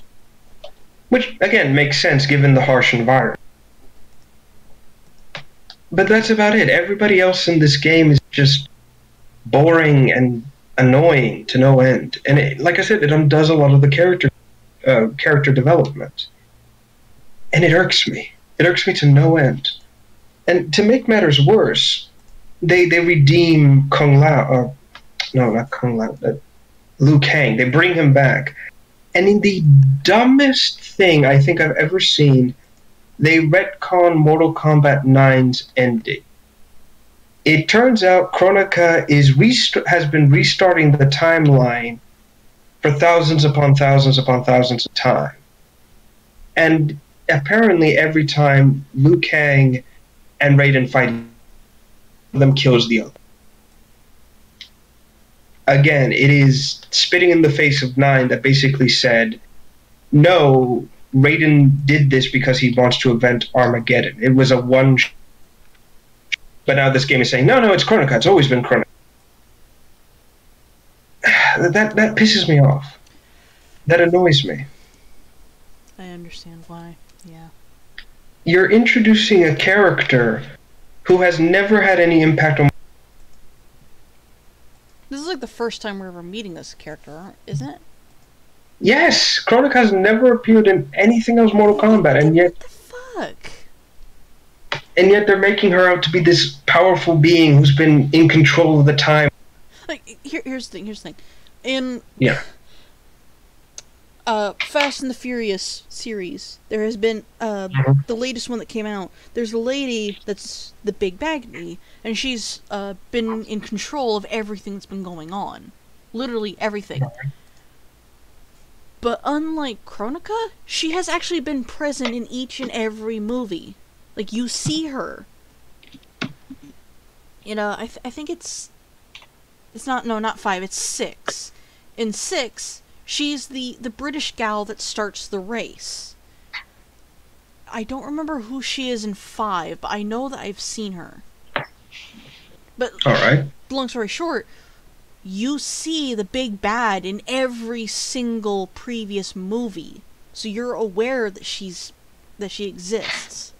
You just never knew that she was actually puppeteering everything. And that's clever. Exactly. You see the hand, but you don't see the strength. Yeah. Yeah, that's fine. Kronika does not earn this. She just appears and says, "Lo, I've been the one." And I hate her. I actually hate her to no end. Yeah. And her whole plan is just to recruit. Here's her goal. She wants to recruit people who she can manipulate specifically so they will protect her as she creates one final perfect timeline. Okay, not a bad idea on paper. Except it's heavily implied that this has happened before and has failed every time, forcing her to redo everything. So at this point, it's like, why even bother? Yeah. It's like the villains from like a cheesy 1980s TV show. They always lose over and over, and they're always so confident that it's going to succeed. It just never ever works. Exactly. And you question, like, you do realize that everything you've been doing, no matter how great and grand it is, it's not going to work. When are you going to figure this out and just stop? Yes, and to make matters worse, like I said before, Kronika just... This does add stakes. This doesn't make me think, oh shit, this is the last time. If we fuck up, we're doomed, we're dead. No, this just means, to me, this just says, oh, and we'll just restart it again. That's it. There is no stakes. There is no, oh, if we don't do this, the timeline is forever destroyed. No, it's just, it pisses me off. It's annoying. Not only that, but apparently, Kronika is apparently the mother of and of another elder god called Cetrion. The mother of who? Which was Cetrion, a new elder god introduced in this game. Yeah, but you said she was the mother of somebody before. Shinnok. Oh. Yeah, pasty bastard from 9. Yeah. Again, you're giving her more power in shit she hasn't earned. You know, it's a retcon of the highest degree. And apparently it's because, oh, you know, these two exist because Cetrion is the goddess of virtue and Shinnok's evil, because even though his evilness spawned because he didn't agree with what the others were doing, but whatever. Fuck it, it doesn't matter, just do it anyways, because fuck you. It pisses me off. It irks me to no end to see this happening. And what annoys me the most is how everybody looks in this game. Everyone looks younger than they should be. In fact, I'll even bring up a perfect example. So let's get up Kano for a second, right? And then we'll get his X version. So, in X, Kano is said to be in his 50s. Alright? Keep that in mind. The man is 50 years old by the time of the events of X. Boy needs to retire. Well, believe it or not, his younger self on Kano's age, because he's impressed by it. He says, wow, pushing 50 and still ripped. And yeah, it's like, okay, man, the guy still has a body, but it's like, Jesus, dude, retired. So, here we are. So this is Kano in X. Again, he's in his 50s. Looks the part. You know, you can see the cybernetics are still heavy, fading super hard. You know, there. Yeah. He's in his 50s. And this is Kano. Same Kano, same 50s aged old man, for 11.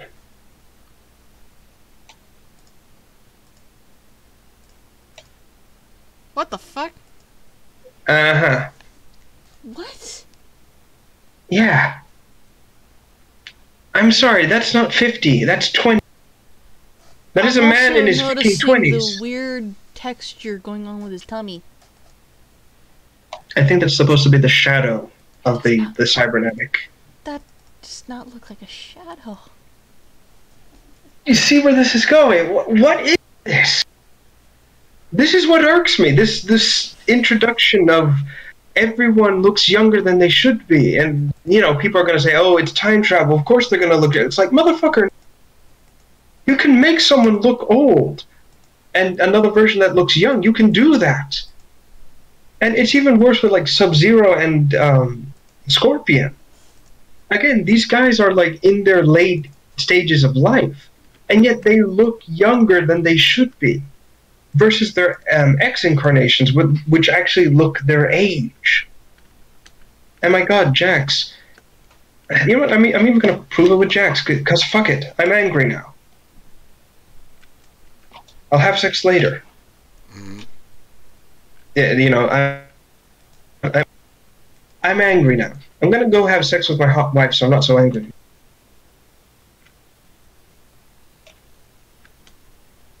All right.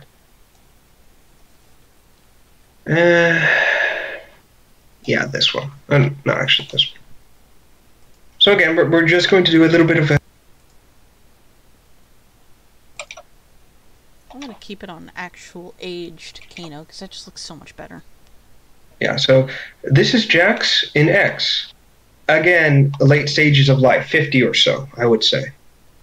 All right, looks the part. You see the hair's been tweaked, the beard's a bit, you know, has the sections of lines on his eyebrows, yeah. Yeah, he looks old. He looks like I Even need to his retire. cybernetics look old. Yeah, they're slightly discolored and everything. Okay, now here's him again in X. Same character.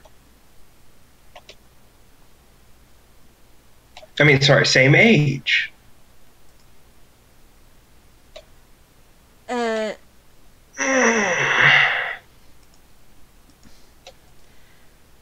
Why that looks like he's... the arms? Because classic Jax. He looks like that giant metal guy from Deadpool. Colossus. Yes, yeah. I see it. It's so Wait. I found something. Oh no.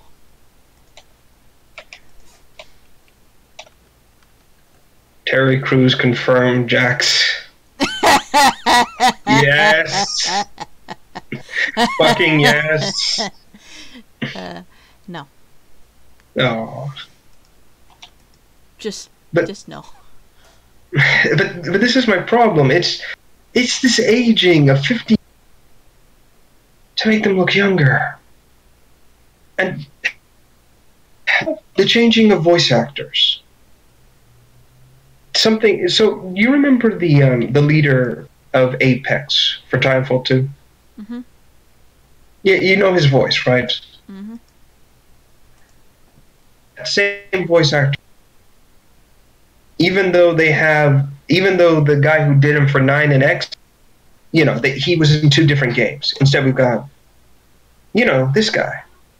He doesn't sound like Kano. He just sounds like, you know, Blisk. Again. I couldn't hear him. Not only that, but you've also got, for some reason, they changed Liu Kang's voice actor to someone with a much heavier, I believe it's Chinese accent, or something closer to that. Why the changing of the voice actors?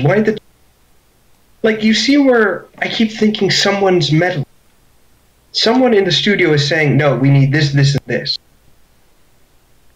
But at the same time, given how Ed Boon's been acting about people being critical of X and of 11 and saying they don't like this, and they don't like the changes or the characters, he's been very defensive about it, i.e.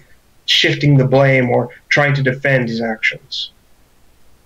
So is it more him? Is he the one behind these changes? Probably. Because if so, and if he's the crowd who won't get this game, that's sad. That is great irony, considering this is fucking Mortal Kombat. You know? Mm-hmm. The game that sparked rating, that had so much controversy, and yet they still kept pushing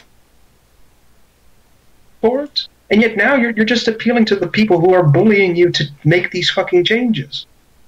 It's not even your core audience. I thought I would never live to see this. And yet I'm sitting here and just wondering, where did it all...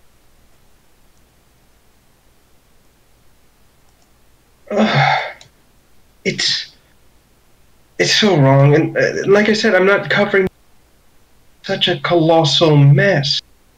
All of it is just plot contrivances and time travel shenanigans and just na. It's not interesting. It's boring. It's a downgrade from X. And that's saying something. And to make matters worse, what is it? Oh my god, there's even like... Oh, I'm trying to think of like the right way to describe it. It's right, even the ending, right? And so I'm gonna praise the ending for a second. You know how in like most fighting games you'll fight the final boss, but if you die you can just do it again? Mm-hmm. Mortal Kombat 11 actually has a penalty system to it. So there are 3 endings to 11. The first ending, which is the bad ending, lose both fights to Kronika. She kills the... Oh, by the way, Liu Kang and Raiden, they do a fusion. And they create Fire Thunder God Liu Kang. I'm not even joking. You heard me right. Fire Thunder God Liu Kang. Wow. In fact, I'm just going to get an image of this, just so you can see how absolutely stupid this is. Because I saw this and my immediate thought was, this is Fujin, like Raiden's son. In fact, where is he, by the way? Where is his son, who actually makes more sense for this kind of... Well, I like the tattoos. The tattoos are the one thing that are... No! He shoots fire and lightning at people! Also, he looks uncomfortably, his skin looks very soft. just saying, that's unsettling for me. Why? I don't know. What kind of moisturizer is he using? He's soft boy. But no, so if you lose at this fight, right? Kronika decapitates Thunderfire God Liu Kang and basically lets her new era begin. Alright? So that's ending 1. The bad ending. I actually kind of like that. Ending 2, which is... Electric Boogaloo. No. Is where Liu Kang... you lose one of the matches to Kronika, but you beat Kronika in the second match. You're thrust into the dawn of time. I'm not even kidding you. Thrust into... No, sorry, the Big Bang event, basically. And then you have to fight her. You beat Kronika by turning her to glass. By the way, since she's made out of time sand, fire and sand make glass, kind of cool. But it looks terrible. Because the moment she gets turned into glass, it's just like... What's the word I'm looking for here? It looks so wrong. Because it's very clear they don't want to depict a horrible, gory demise to Kronika, no. So they just turn her to glass, and Liu Kang basically just... Yeah. So, of course... Wait. The first Mortal Kombat movie had a guy exploding into shards of ice. Yes. What the fuck? Kronika explodes into shards of glass. Because why not? So that happens. Liu Kang is at the Big Bang. Raiden unfuses and is mortal, and basically the shape, the sands of time to build a new future, a proper future. And Liu Kang's like, I can't do this on my own. It's too much responsibility. So Raiden says, don't worry, I'm going to be here with you for as long as my immortality lasts, but I will die. And then, you'll be on your own. And that's ending 1. Or sorry, that's the good ending. Or the normal ending, I should say. The good ending is if you beat Kronika in both rounds without dying once. Same thing happens, Kronika basically explodes into ice. Or not ice. Fuck. It explodes into glass, and then Liu Kang and Raiden talk, and Raiden explains that Liu Kang has to go back even further in time to the dawn of time, or sorry, to the Big Bang event, and reshape the future going forward. And he's like, no, I can't do this on my own. So he gives Kitana godly powers, even though she's supposed to be the Empress of Outworld now. Yeah, by the way, she becomes the Empress of Outworld because Kodo gets his spine broken by Shao Kahn during their fight, and she kills Shao Kahn by slashing his face.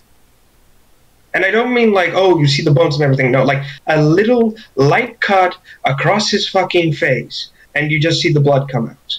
No decapitation, no nothing, just...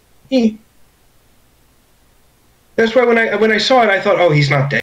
Hurt? No, they just say he's dead. And now she's the Khan, but now she can be the goddess of time with Liu Kang, and they stand together to shape the future, to make things right, and establish one good, perfect timeline that is normal and goes forward. And the ending to Mortal Kombat.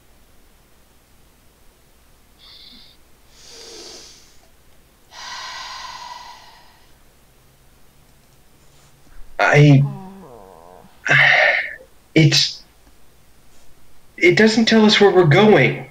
It doesn't say, and the new generation will continue.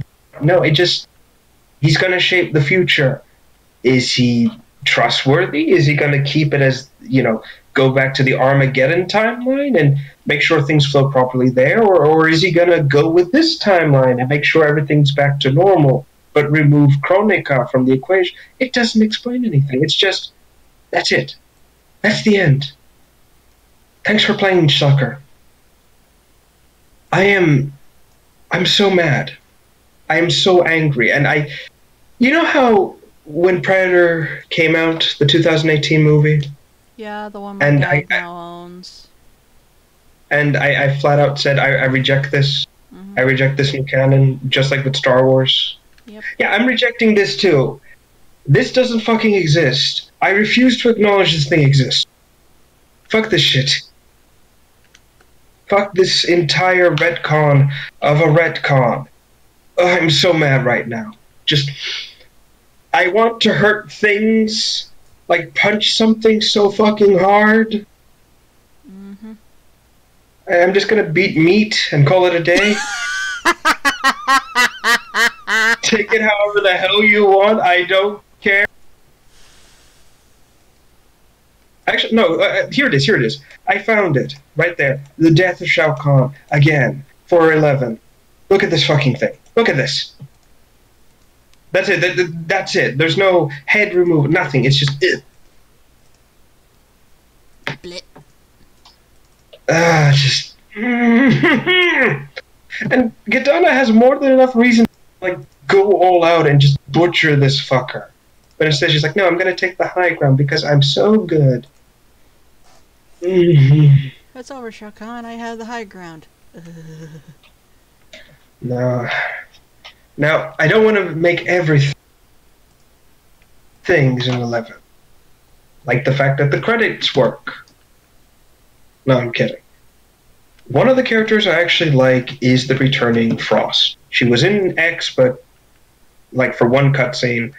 But now she's cyborg now, which I actually kind of like. Her personality, though, is her personality is like a mix between I hate everyone and everything and Undyne. And I'm like, oh, this is okay. I don't mind this. Wow, she looks good. Oh yeah, but I love every aspect of. Intro is basically her head and spine being connected to her body. That I found kind of crazy. It's like, whoa, cool. Yeah. So yeah, that I like. I like her appearance. I like it all. The endings are all basically just everyone kills Kronika, takes the sands of time, and try to make their own perfect future. But everyone redoes their futures because, well, they do it the first time, but then they realize, oh, this is boring. Let me keep it more consistent to me. Like Kano basically getting whatever he wants, but quickly becoming bored with it all. So he's kind of like, you know what? I'm gonna make it so that way I almost always win, and when I do win, I'll savor those moments. Or Cabal deciding to kill a few really bad eggs and deciding to start a family of his own. You know, that kind of thing.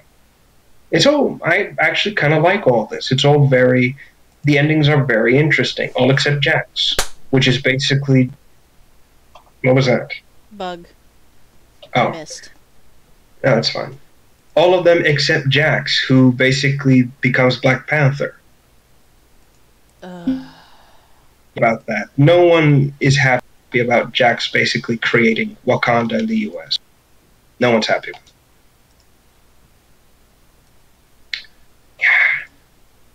So there's that. So some of the endings actually confirm. What's the word? Some of the endings actually confirm Onaga returning. Yeah. And then dying almost immediately. No, it was my favorite. Basically, each timeline ends with Onaga being hinted at returning or appearing. There's even dialogue with some of the characters who are assisting Onaga's, you know, how he tricks someone into helping him by using a little ball of light. Some of the characters actually acknowledge that they're assisting this little ball of light because they think he's a being of good, you know, like a good individual. And some of them will be like, no, you fool, it's Onaga, don't trust him, which I kind of like. Even Devora acknowledges Onaga's his fights against Shao Kahn. You know, she says, you know, Onaga, Shao Kahn, Koto. This one merely names the cons it has outlived, which I kind of like. But yeah, unfortunately, Onaga doesn't make an in-game appearance, or you know, the future basically doesn't hit be part of the next game. Again, we have potential to go forward, people. Please we had bring potential. him back. He was my favorite. We had potential. We could have 11 could have been Shinnok's gone. Now Onaga's pulling strings from behind so he can return. No, instead reboot. Law, because we love all the classic characters. We need money. Reboot. That's basically what it is. Like I said, I reject 11. Everything about 11. Unless the next one basically says, okay, or Ed Boon or whoever says, yeah, we're gonna, this is how it goes. Basically, Liu Kang's basically kept the second timeline going, so now everything will flow forward after X, and we'll bring Onaga. If they don't do that, that's it. I'm done with the series officially. Which again sucks. Legacy with this fucking stuff. Again, I was there at the beginning. I played the arcades. I had fun. And now I see my childhood dead. I watched the movies. I watched. That's how I got into Mortal Kombat, and I fell in love with it through the movies. Sorry, that was kind of funny. It's like, I watched. Like, being all heartbroken, I'm like, I watched the shitty movies. I'm so sad by all this. And unfortunately, this game doesn't look like it's going to sell poorly either, because people, it's fun. And if it's fun, that's good. I'm happy about that. If people can find genuine happiness with 11, I'm happy for them. But I'm just pissed. I'm so angry. Like I said, I refuse to acknowledge 11 as a sequel to X. And I hope more people are like that. I really do hope more people get on NetherRealm's case and say, no, this isn't right. It's fun, but we don't like this. I hope that's the case. And this isn't me rallying people to fight against something because I didn't like it. No. God, no. If you don't like it, if you like it and like the story, that's fine. More power to you. You have every right to be happy about it. But for me and others, hopefully others who feel the same way, this isn't the right way to go. But yeah. So, as you can see, we are not doing a refs review, because fuck this. There's no way to make it consistent. No. But yeah. So, I think that covers everything. Is there anything else we missed, or should cover? Nothing I can think of, no. Alright. So, yeah, thank you, ladies and gentlemen, for tuning in to this episode of Left for Random Talk. Once again, please stick to the end for HH's little, what is it, like announcements and things of that nature? Spiel, mostly. Just through Okay, cover. Yeah, the reminders and everything for people. Yeah, and this is Rev, and I will be signing out. Yep. See ya. Disconnect from that. Okay. This is my usual thing I say at the end of every... I try to say it every stream, but mostly at every end of every podcast episode. In the description on YouTube and down below on Twitch, there's a link and a creeper face. The link is actually not meant to be there. I keep deleting it, but YouTube keeps putting it back. It's getting on my nerves. I am actually very, very, very, very close to fixing what's going on with the link and the creeper face. I have found a bank. I have joined it. I just need to get the website to actually properly acknowledge I am clicking on open account, because once I click on the button it doesn't do anything. But currently those links, they don't do anything right now, so clicking on them to donate to us is not going to work. What will work is if you share the links, like you spread the word that we're live, or that we even exist. I forgot to link the podcast on Tumblr today, just because I'm tired. I worked really hard yesterday. And it was passed around on Twitter, and obviously Rev has been doing his thing. He passes it around when I give him the links. And yeah. I try to stream every day. Lately I've been doing a lot more art streams. That's been coming back. If I need to check my phone real quick. Where's my... Oh, and my phone is upstairs. I need to double check my schedule. But I don't think there's going to be a podcast next Thursday. Which we do this podcast every Thursday, by the way. I'm rambling, but I need to find this out right now. Okay, my tablet's not working. But essentially, the first Thursday of May, if that makes sense, I will not be here. I need to relay this to Rev as well. The first Thursday of May, I will be at the dentist again to get another treatment. When I went there last time we weren't having an episode, I was having a root canal, so I need to go there and have this plastic tooth cap removed. Yeah, tablet, you're a little slow there. Anyway, for those of you who are on Twitch, which is only one of you, we are going to host Like an Alpha. He's a very good friend of ours. I am on his stream every time we do D&D. And sometimes he'll show up when I'm doing an art stream. We'll host each other. Thank you guys so much for watching. We will see you hopefully next Thursday. We will see what my schedule is. Have a good night, everybody.